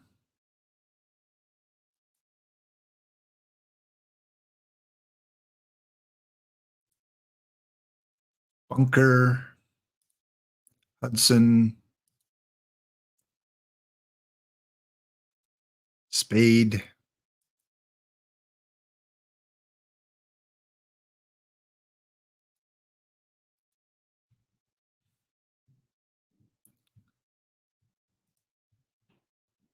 All right, chat, down to 10 seconds. Who do you want? Get your votes in. We got 1 for Mox. We got a Lou. We got 2 for Mox and 2 for Hanley. There it is. Hanley it is. Third one came in by Caged Wisdom. Hanley Ramirez will be the pick.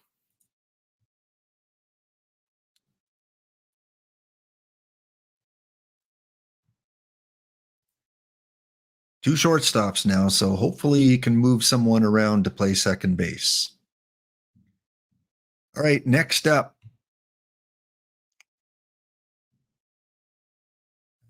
Okay, I was thinking of Eisenreich last round, and he's still there.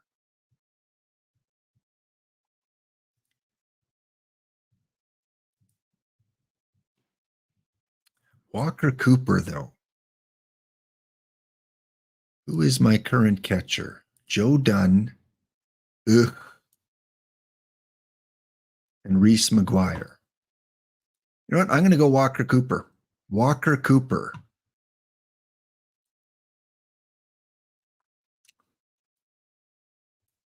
There he is on the team. Okay, Twitch chat, you're back up. Round number 3. Again, we're only going to do the first 5 rounds. And then we're going to auto sim the rest of it.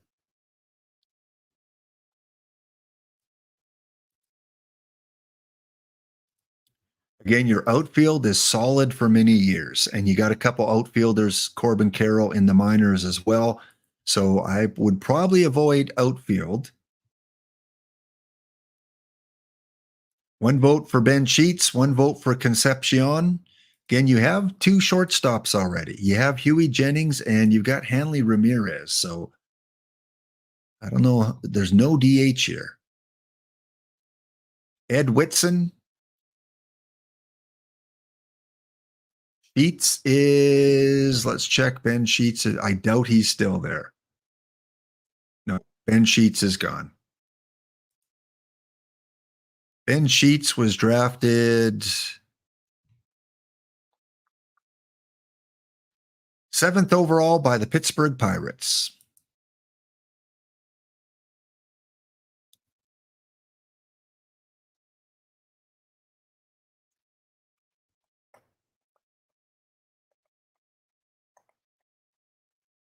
So again, looking at your lineup, you've got Hanley Ramirez, who you can put at any position, but they only show him at a shortstop. In the game, in the base game, you could play anyone anywhere if you really want, and they'll train up there a little bit. You could have a team full of shortstops if you want.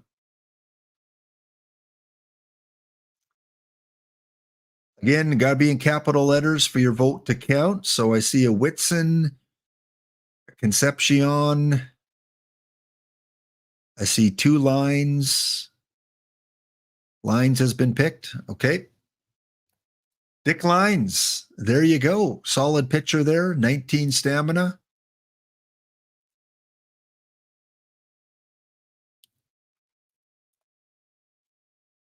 Dick Lines.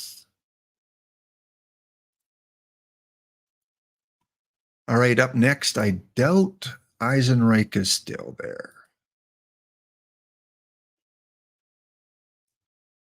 Oops, we got to go to all pitchers. I probably should take a picture. This guy is still here. I'm going to go this guy. I can't believe he's still there. He's got 14 stamina. Really good for this era in the 1960s. Zach McClellan. I think I'm going to go with you. Is this a two-way player? No, it's not. And who is the third one? Yeah, we're going to go Zach McClellan. I think that's a steal.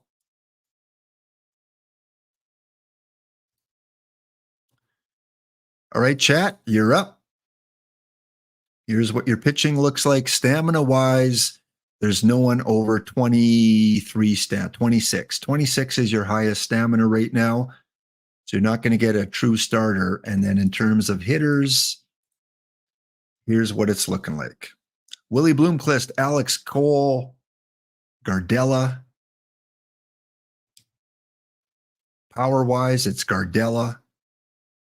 And then Bill Niles.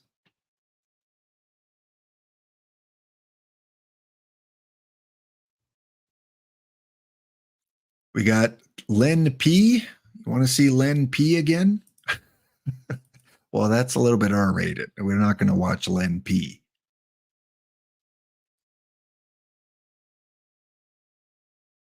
Len P has been picked. Thank you, EVC, for keeping track of all this. Len P.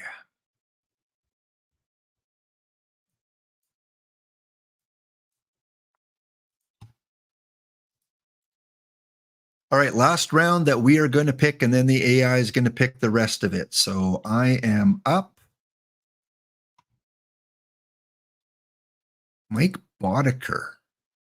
You know what? Mike Boddicker, 24 stamina. You could develop into a starter.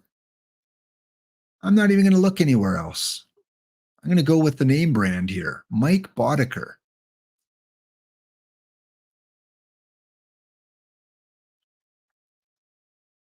Where are you? There you are. So your last pick here, chat.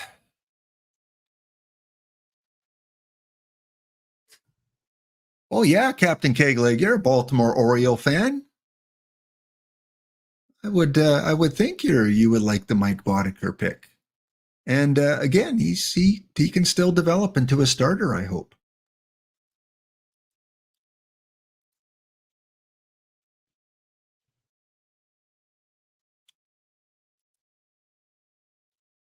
All right, we got about 25 seconds before the ad finishes off.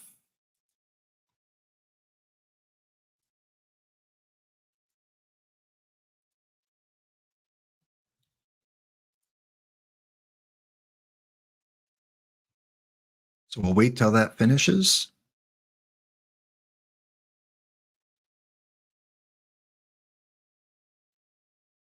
All right, we're back with your last pick, chat. So far in the draft, you have picked Pedro Martinez, you have picked Len Perm, you picked Hanley Ramirez, and you picked Dick Lines.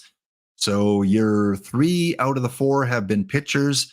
You got Hanley Ramirez, and you've got Mr. Huey Jennings in the middle infield. You've got a pretty good outfield right now. Your weaknesses, definitely. You got Joe Buck at catcher. So here's kind of your starting catcher right now.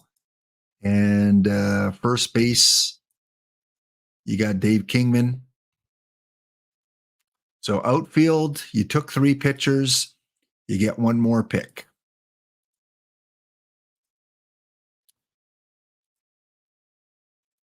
Here are the hitters. Second base right now, you've got, that's me, Ace Stewart. Currently your second baseman. 26-year-old Ace Stewart hits 197 and 159.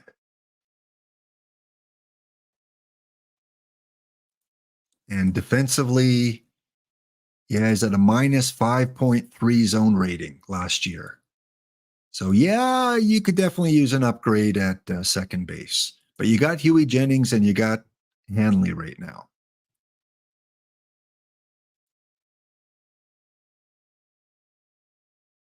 Willie Bloomquist is a top hitter on the board right now for a 5th round pick. Man, he's pretty good for a 5th round pick.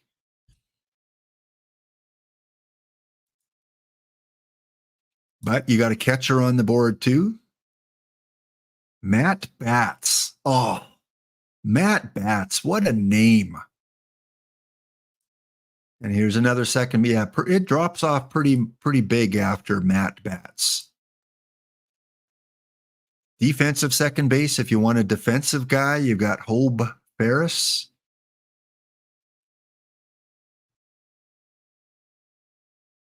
All right, time to vote. Capital letters, guys. Capital letters counts for the pick. I see 1 Matt Batts. I see a Bloomquist.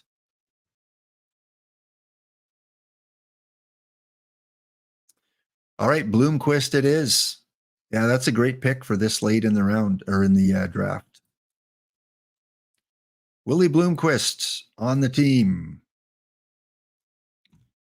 Okay, so we are going to sim the rest of it. We picked 5 each, auto complete the draft.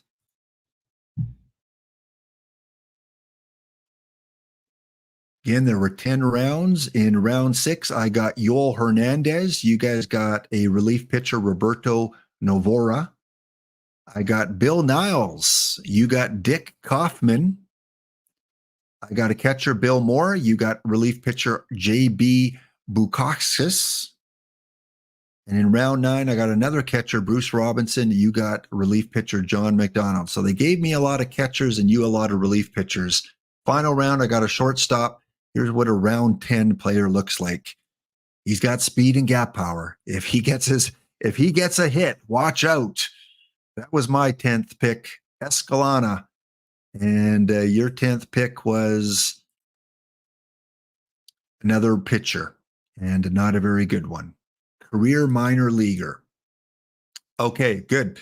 We are off to our exhibition game.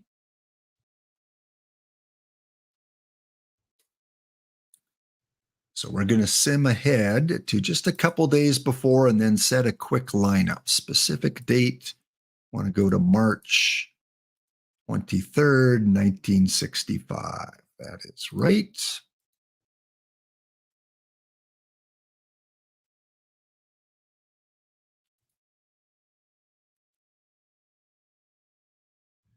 Got a chance to sim ahead up to just before the exhibition game.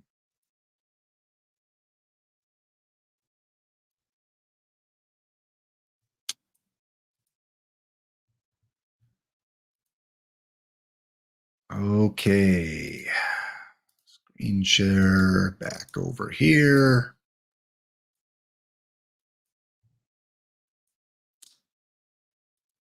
Next week, we want to sim just before that. So you guys can look at your lineup. And then that lineup will be used up until the All-Star game. Okay, going to look at mine first. Let's look at Lap's lineup. Going to go with 4 pitchers. Minor league, Jeff Bagwell. 22-year-old Jeff Bagwell is ready for the big leagues. So to make room for him on the roster, we're going to have to retire some of these lower level guys. Thank you, Tetsuiji, for drafting them, but they are now retired. Jeff Bagwell comes up. Mark Johnson's going to AAA. Nope, he's going to stay in AA. And then, Joe DiMaggio, you're going straight to AAA, buddy. You know what? No, we're going to keep you 1 year in AAA. We're not going to chance it. You still got some developing to do with your I and your Void K. You don't get to play in the big leagues yet, Joe. Harry Heilman, you get to go up to AAA. Mike Boddicker, AAA. Yep, you still got some developing to do. Zach, AAA. Hernandez, AAA. Walker Cooper, double. Maybe triple. Bill Niles, Bruce Robertson. All right, I think that's good for AAA. And I'm only allowed 25. So Frank, you get to go down. Oops, down to triple. Then we're going to work on your roster. So get ready to give your advice on any changes that you want. I'm just going to auto it.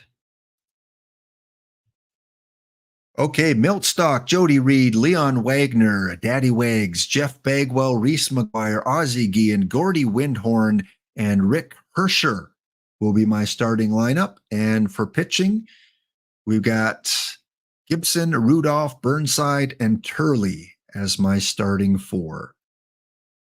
I think stamina. Nope, Joe McLean, you're coming in for Burnside.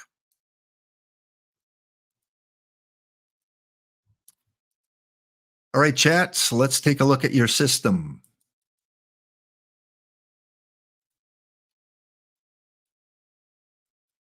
And again, you still got some room on your 40-man roster, but we're going to retire some of these lower level guys. There you go. So what kind of movements do you want here? Obviously, you're going to move a lot of those single A guys up. Pedro's only 19 years old. Got a little bit more developing to do. All the guys with green arrows want to play up one more league.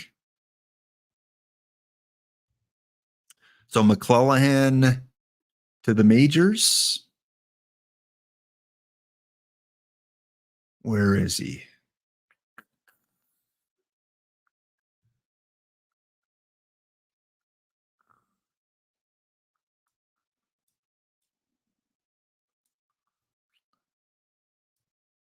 Oh, was my guy? Oh, we'll leave him there.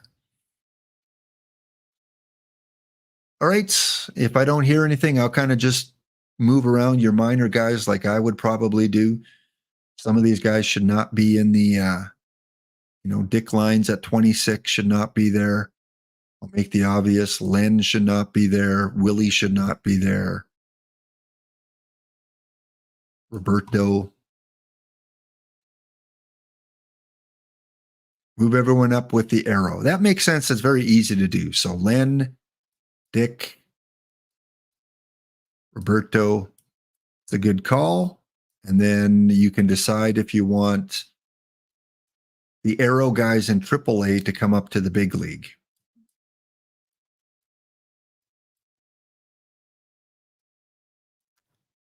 All right, so you have 2 roster spots left on the big league right now. 1, 2, 3, 4, 5, 6, 7, 8, 9 pitchers. So you probably want one more pitcher, and you need a catcher.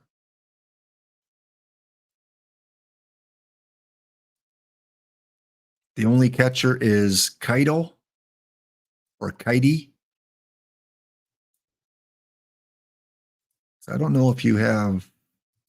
Do you have a guy that backup catches? Let's auto this. No, you have to bring up a catcher. And you guys did not draft one. So it's either Jake Gibbs or Chitty. And Chitty has a catching of 1. So I'm going to make the call for you guys and break up Jake Gibbs.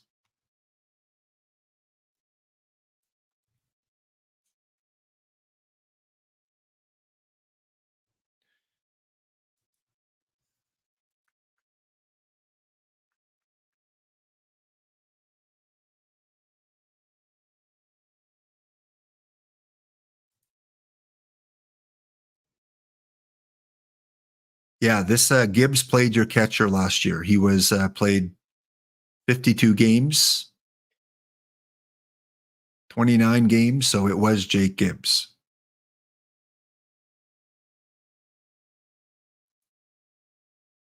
So you got Gibbs and you got Buck.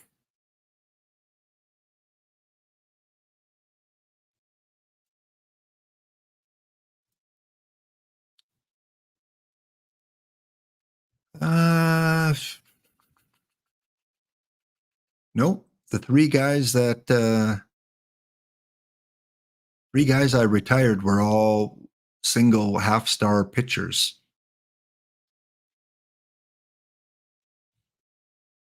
Silver Flint was my catcher. I have Silver Flint at catcher.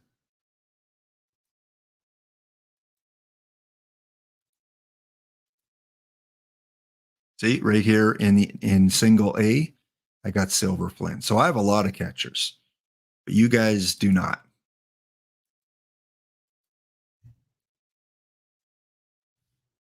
Yeah, Bresnahan could be a good call. Let's look at Bresnahan.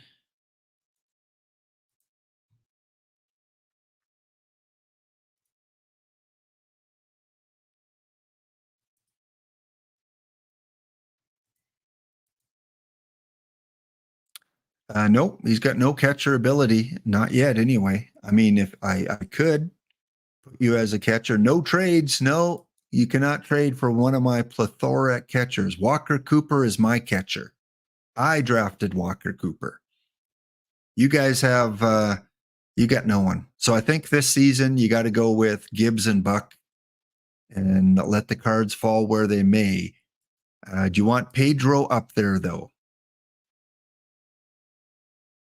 You got one more position open and probably need a pitcher because right now you've got 9. Yeah, I'm going back between Twitch chat and my team. So,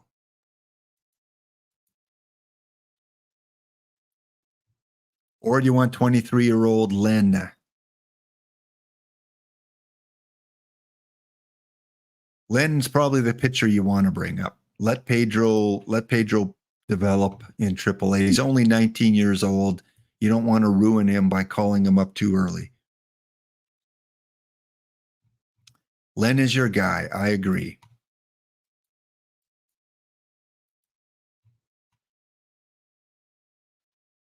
Pedro training to be a starting pitcher. That's a GM call there. Okay, let's go and make sure that Pedro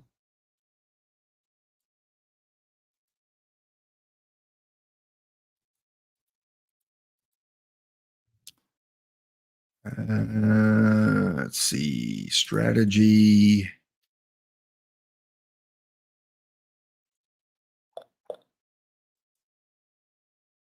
Set position as a starting pitcher.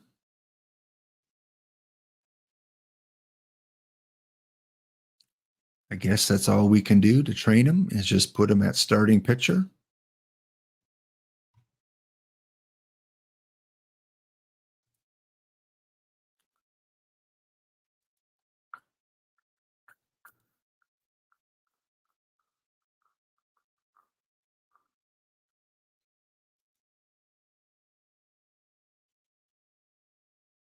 Starting pitcher. Yeah, he's a starting pitcher.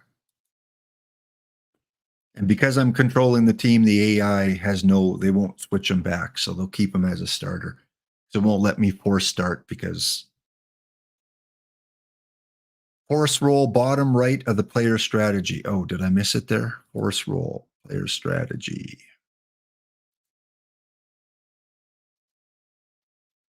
There we go. Force roll starting pitcher. Okay. Done.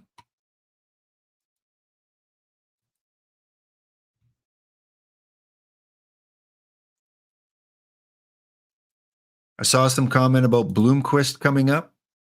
23 years old. Do you want him in the majors to replace this guy? Bloomquist for Leak. Bloomquist for White.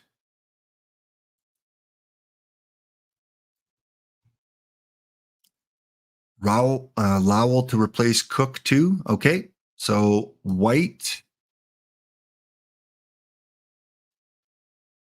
Oops, White goes down. Bloomquist goes up. Cliff Cook goes down. Mike Lowell goes up.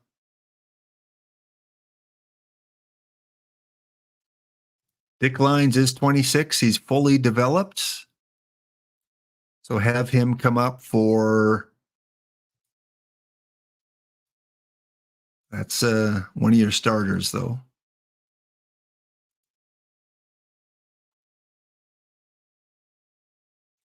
Your weakest starter is probably Cade Cavalli.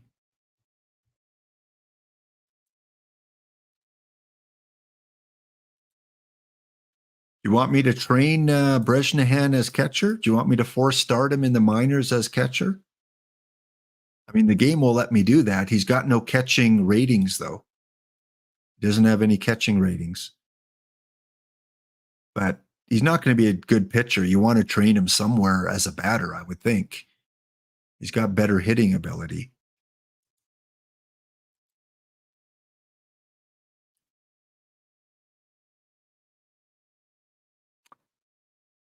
You have 4 stars without the 1 start, guys? Okay, so we'll take out 34-year-old Paul Fatorik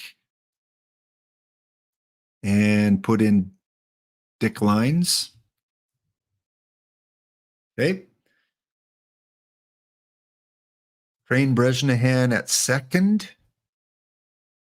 Well, you guys make the call on that. Again, he doesn't have much of an arm, but he's 23 years old. I don't know how much this is going to take as a 23-year-old.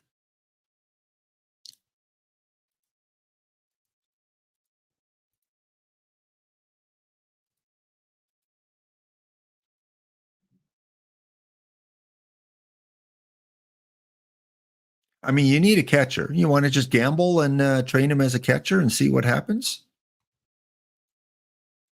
I mean, he's not going to be a useful player pretty much anywhere. Or first base, the Hoosman saying.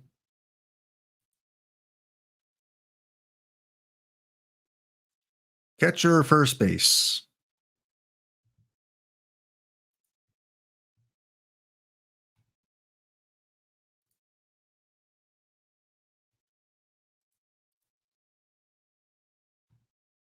All right, I'm seeing a few catchers. So we're going to force him for catching at first base, see how he develops.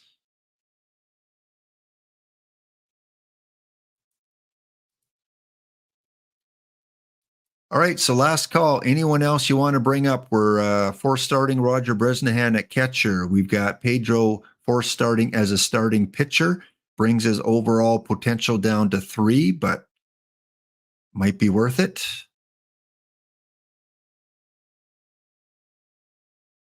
Yeah, all he has to do is gain a couple in catching, and he'll be your third best catcher.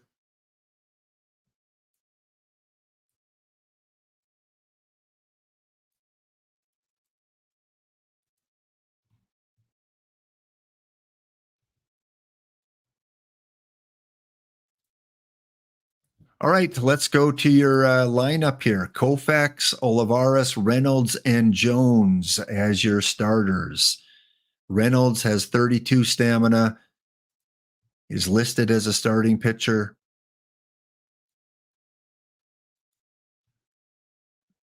Norm Bass is more of a starter, but do you want him moved up somewhere instead of Sam Jones? Bass or Jones?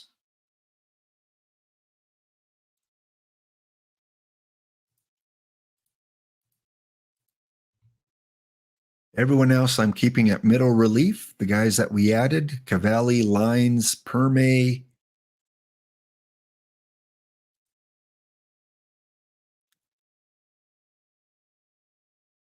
You want a different stopper, let me know. Perme might be your better stopper.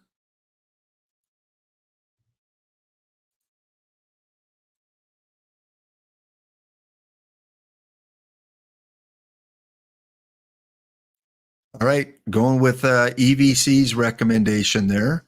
So you're going to move Pedro down to AA. Good call. Keep him as a starter. Brezhnehan force catching. Yeah, all Jim unknowns at because we don't have full rosters.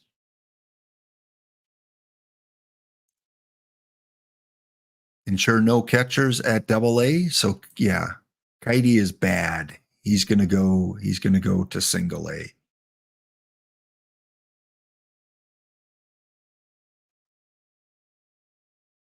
Okay, I think we're good. You guys averted a possible situation there, and we've got all of these things going on. We're going to go with those as your pitchers, your hitting lineup.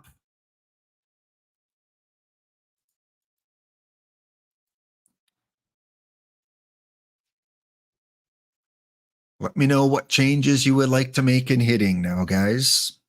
Was your last season lineup. You brought up Bloomquist, Lowell.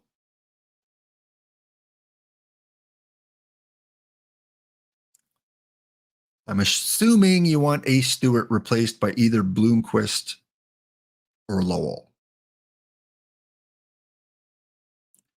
Jennings, Wayner, Kingman, Williams, Tip O'Neill, and John Buck are definitely staying.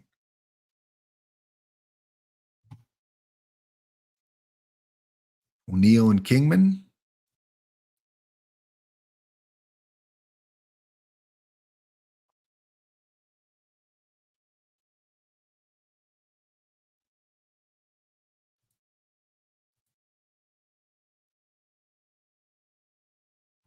Run the auto pick. There is the auto pick. Jennings, Bloomquist, Billy Williams, Tip O'Neill, Mike Lowell, Lloyd Wayner, Charlie Smith, John Buck.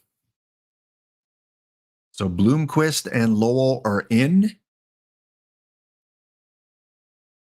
I think those are the changes. It's all just a matter if you want to move anyone around in the lineup, but that's what the AI recommends. Are you guys good with that? Think it looks good?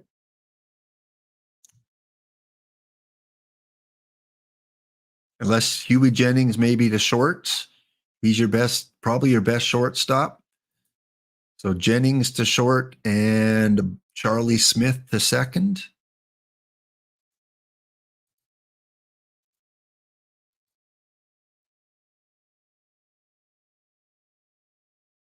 So Kingman is out of the lineup. You don't have Dave Kingman in right now. He's the only batter you gotta think about whether you want to put him in. Kingman for Smith.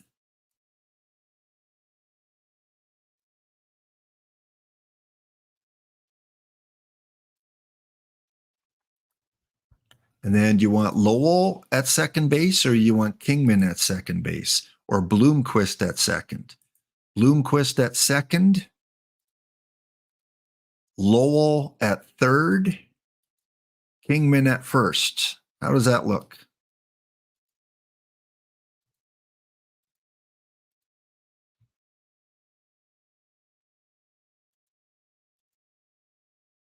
All right, good. We're going to save that up. And again, we're just going to go and auto your minor leagues just to make sure they get a lineup in.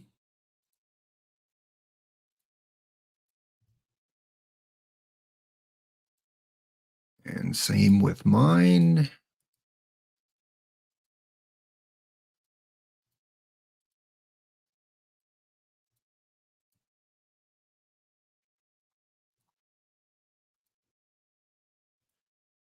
And then the same with the pitching.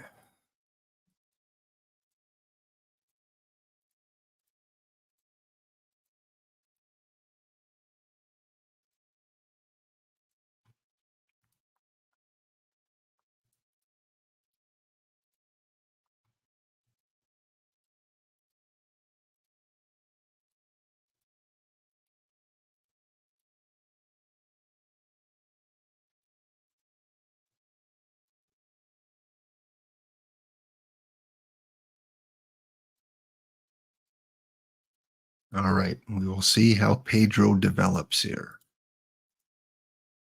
And save. All right, at the bottom of the hour, we're going to head over to Dr. Dynastic. But in the meantime, we now have everything set up, ready to run the season. So we're going to go to our exhibition game and find out who gets to start here. So we're going to spin the wheel and find out which pitcher gets to start. Now, both of us only have 4. So if it comes up on 5, we're going to respin. All right, which starting pitcher gets to go for us? We are going with our best, Bob Gibson, Sandy Koufax in the exhibition game.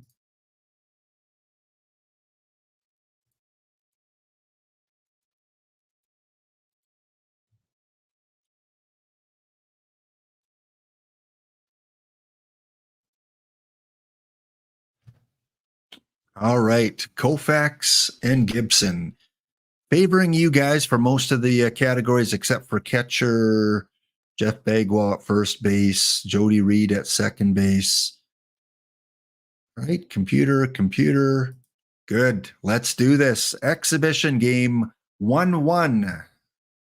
We're going to go until runners in scoring position. Already 2-0 for Lap. Jeff Bagwell at the plate. Full count. Beggs hits it to third base. Easy throw over by Mike Lowell to Dave Kingman. 2 out.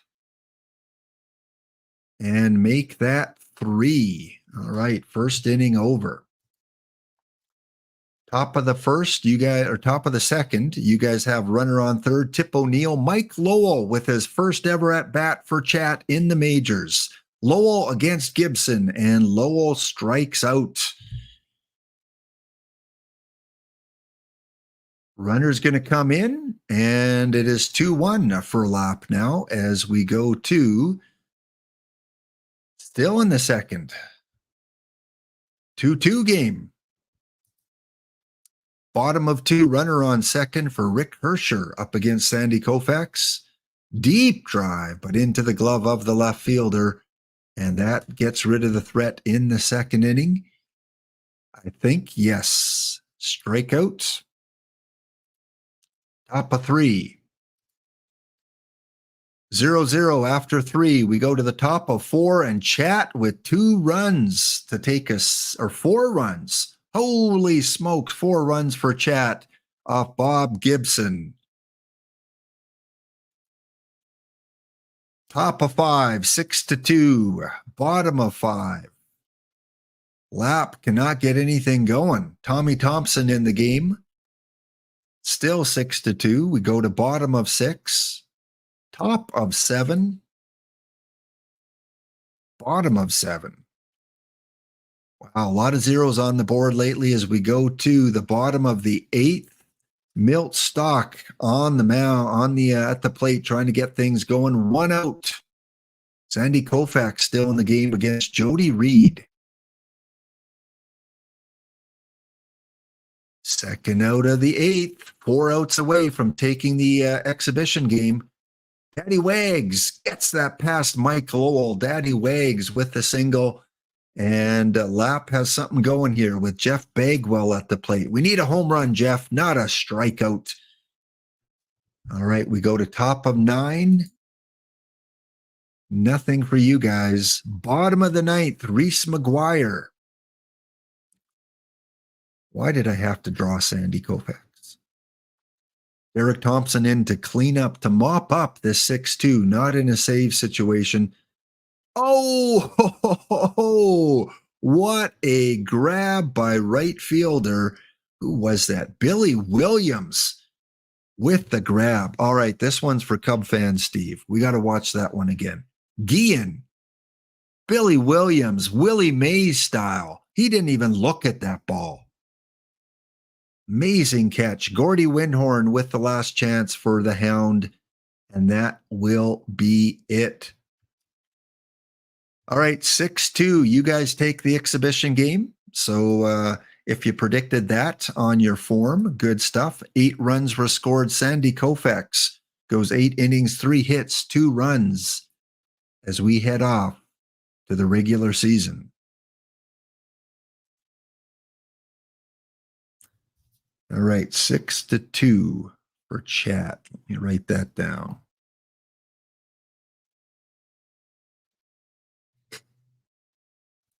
Okay, Sandy Koufax, Billy Williams. Here is our top 100 prospect list, and you can see Joe DiMaggio is above Ty Cobb. Ty Cobb went first overall, but Joe DiMaggio is on the top of the prospect list. Harry Howell, Sean Marshall, Jimenez, Jeff Bagwell, Oilers, Jeff Bagwell, number 6. Nothing for Chat in the top 10. All right, let's go to the All-Star game. As we watch, wow, Laptop Hound is 500? What's going on? Hey, we won't look too much at the player development here because we want to speed things up. Chat, you're sitting at below 500. I'm currently above 500. Could this be the first week that I take it from you guys? Again, we're simming to the All-Star game, and we have to count up how many All-Stars you guys get.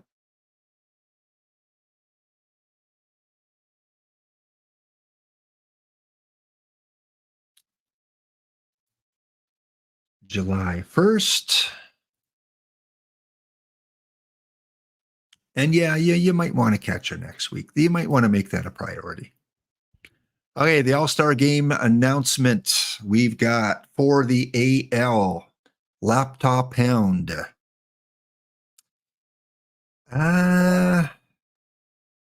He gets no one selected to the All-Star game. What? Laptop, all of a sudden I went to last place. 41 and 52 after hovering in the middle of the pack. You guys are 43 and 50, so we're within 2 games of each other. One of the questions on the forum. And Lap does not get any All-Stars this year. Double check here, yeah. And for the NL, we got Omar Olivares has made the All-Star game for Chat. Wow. He's 13 and 4, Chat. 13 and 4 with a 2.35 ERA. What are you guys feeding this guy? Amazing. I would not have expected him to be 13 and 4. You drafted him in round 2 of the 1962 draft. And look at that. His stuff went from 53 to 64. He still got potential to go 71. His movement went from 40 to 54, and his control dropped a little bit. So the game engine has been kind to Omar Olivares. Who else did you guys get? Huey Jennings. Huey Jennings is in the All-Star game, hitting 284 as a 23-year-old, having an outstanding season for Chat. A little bit negative on the zone rating, but he's still learning his position a little bit. So Chat, you take home 2 All-Stars, Huey Jennings and Omar Olivares. Sandy Koufax is not in the All-Star game. He is currently at 9 and 10. One of these things is not like the other in terms of your starting pitching. Wow. Wow. Okay. So let me write that down. 2 All-Stars. Good. And let me just look at the questions that have to be answered here. Make sure I don't miss any of them.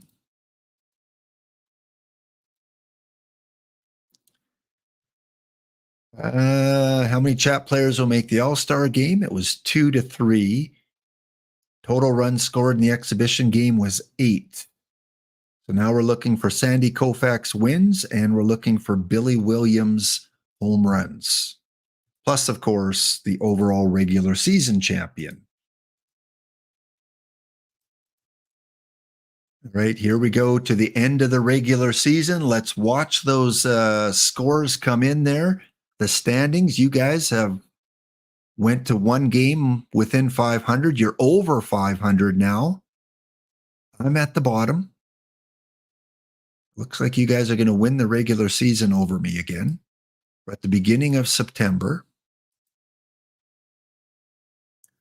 Chat, could be your first year over 500. Oh, you're tailing off a little bit.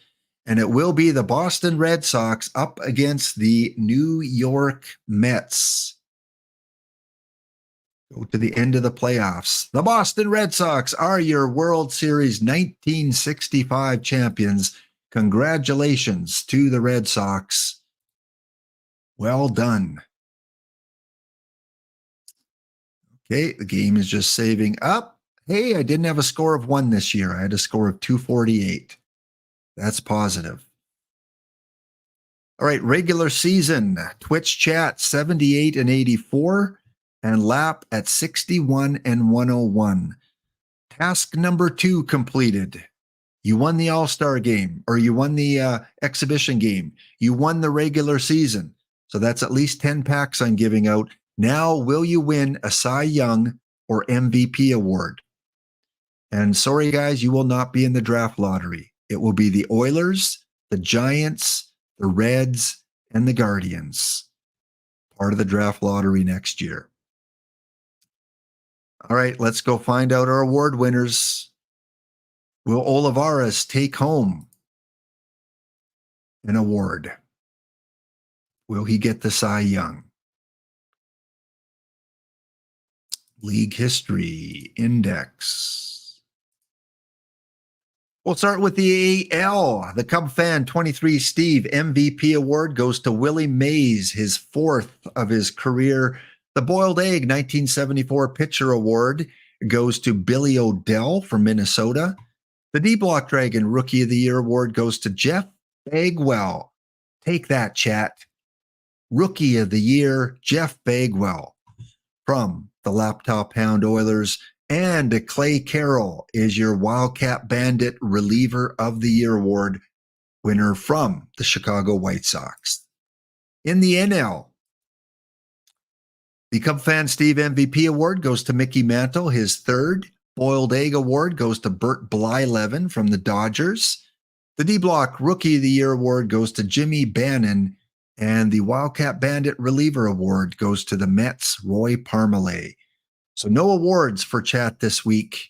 No World Series for chat. So you have accomplished 2 of your 4 goals. Let's take a final look at your pitching. For some reason, they went to a 3-man rotation. I'm not sure why. 2, 4, 6, 7, 8, 9. Maybe one of your guys retired. That's my guess. Let's see. Info. Transactions.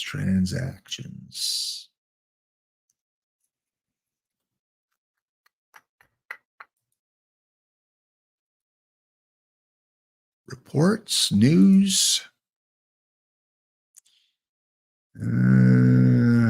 Yeah, must have been a retirement. No time to go look at that now, but you have a 3-man rotation. I'm sure someone retired. And Koufax with 14 wins. So that was one of the tiebreaker questions. Koufax gets 14. I don't know how this guy did not get Cy Young. You guys got robbed. 22-7 for Omar Olivares. He was pitcher of the month, but he was not selected as your Cy Young winner. 22-7. Incredible for a 2nd-round pick. Billy Williams, how many home runs did he end up with? He ended up with 16. 16 home runs for Billy Williams. All right, let me save the game. I'm going to go to November 1st,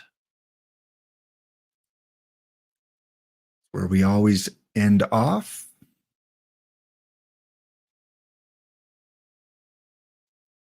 And before we declare our winner, let's take a quick peek at the draft pool. Here are the projected top 10 picks in the upcoming draft next week. We got Ray Grimes, first baseman Hal Trotsky, first baseman Harry Stovey, relief pitcher or right-handed pitcher John Montefusco, Miggy Cabrera, listed as a left fielder, projected to go number 5, Miggy. We got Andy Pafko. Carlos Beltran is in the draft. Derek Lee,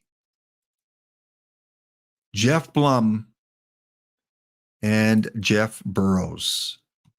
So you guys will have a pretty good chance of getting a catcher. No high-end catcher projected to go in the top 10. I've got Jeff Bagwell at first, so I don't think I'll be going for one of those first basemen. So hopefully Miggy or Beltran or some really stud pitcher will still be there. All right, one final save. Let's go find out our winner today. 2 winners, because we're giving out 10 packs. And you didn't have a captain, so no captain packs today. Exclamation enter, exclamation ticket, and I will draw 2 names.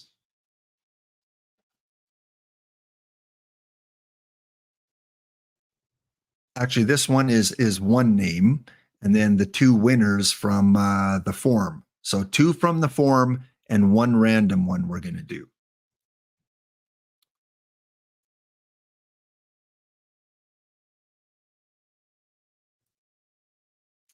All right, let's find out our form winners first.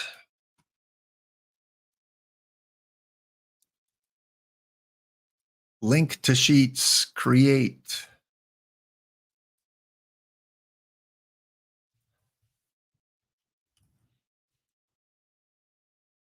And yeah.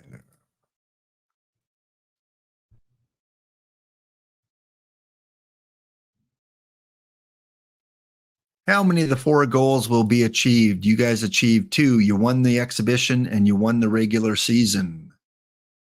Which of the following are locks? The regular season and the exhibition. How many chat members will make the All-Star game? 2 made the All-Star game. So we're down to 5. Lord Christic, Mail, Valence, Sean Saul, the Sloth, and Dogberry. Next total number of runs scored in the game. It was 6-2 in the exhibition game. That means 6-10. We're down to 3. Lord Christic, MV22, and the Sloth. Tiebreaker. Sandy Koufax wins. Sandy Koufax had 14 wins. So that means, I just got to double check the form here. If I said without going over. Closest without going over. Okay. And then closest without going over for tiebreaker number 2. So 1 winner, because they did not get over, they correctly predicted it, the Sloth. So Sloth, congratulations, you're one of the 5-pack winners, and your PT username looks like it's the Sloth. And then the second one, how many home runs for Billy Williams? Billy Williams ended up with 16. So because that was our last tiebreaker, 18 is closer to 16. So that goes to Lord Christic. So Lord Christic and the Sloth, congratulations. You are the 2 Lap versus Chat 5-pack winners. And we got 1 more to give away here. Let's do it. Let's close the giveaway in 5, 4, 3, 2, 1.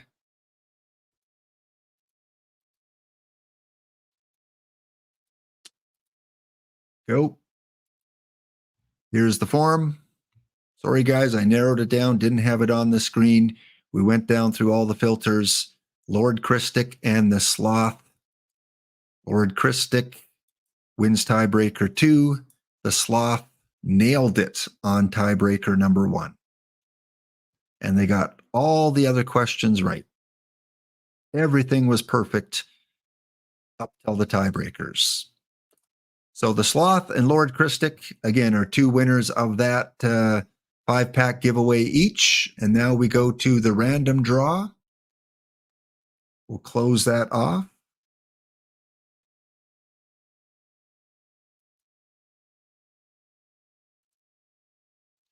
And it is Blue Tester. Blue Tester. Blue Tester. And the Sloth. And Lord Christic. Plus, of course, Fussmucker is our bounty winner. He claimed the bounty by defeating me in round 1. So congratulations, guys. And we are going to go raid over to Dr. Dynastic if he's on. Let me check. Nope, don't see him on yet. So he must be running Bluester. Is it Bluester? Okay, Blutster. Blutster. We got it. Thank you for pointing that out.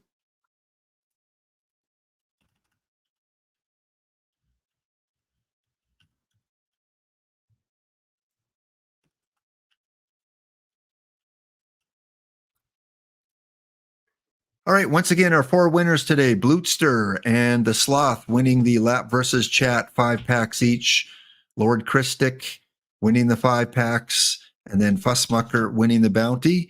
And we're going to go take a look one more time at the lower level Leisure Lounge. How is the Hound Dog doing? Let's go check that out. Beating Spore. I was up 3-0 against EVC. How did that work out?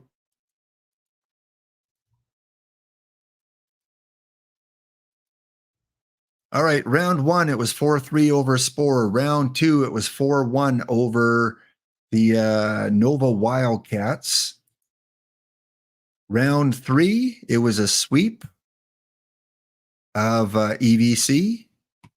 So again, doesn't happen very often. EVC, very tough competitor and usually has my number, but Joel Youngblood had something to say about that.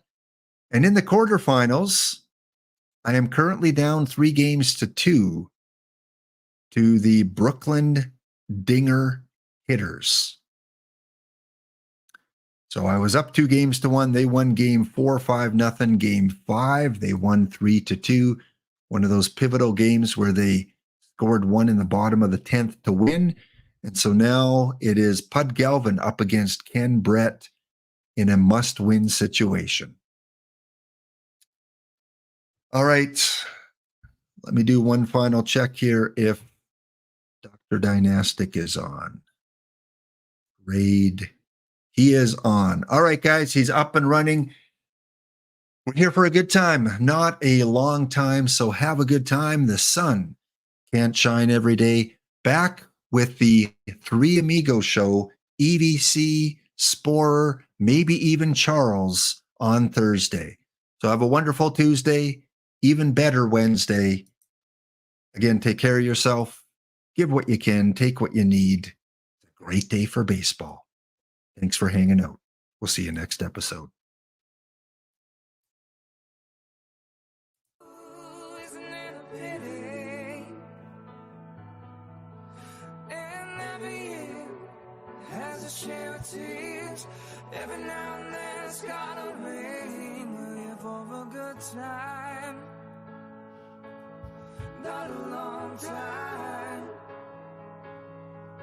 So have a good time. The sun can't shine every day. We're here for a good time, not a long time. So have a good time. The sun can't shine every day. So have a good time. The sun can't shine every day.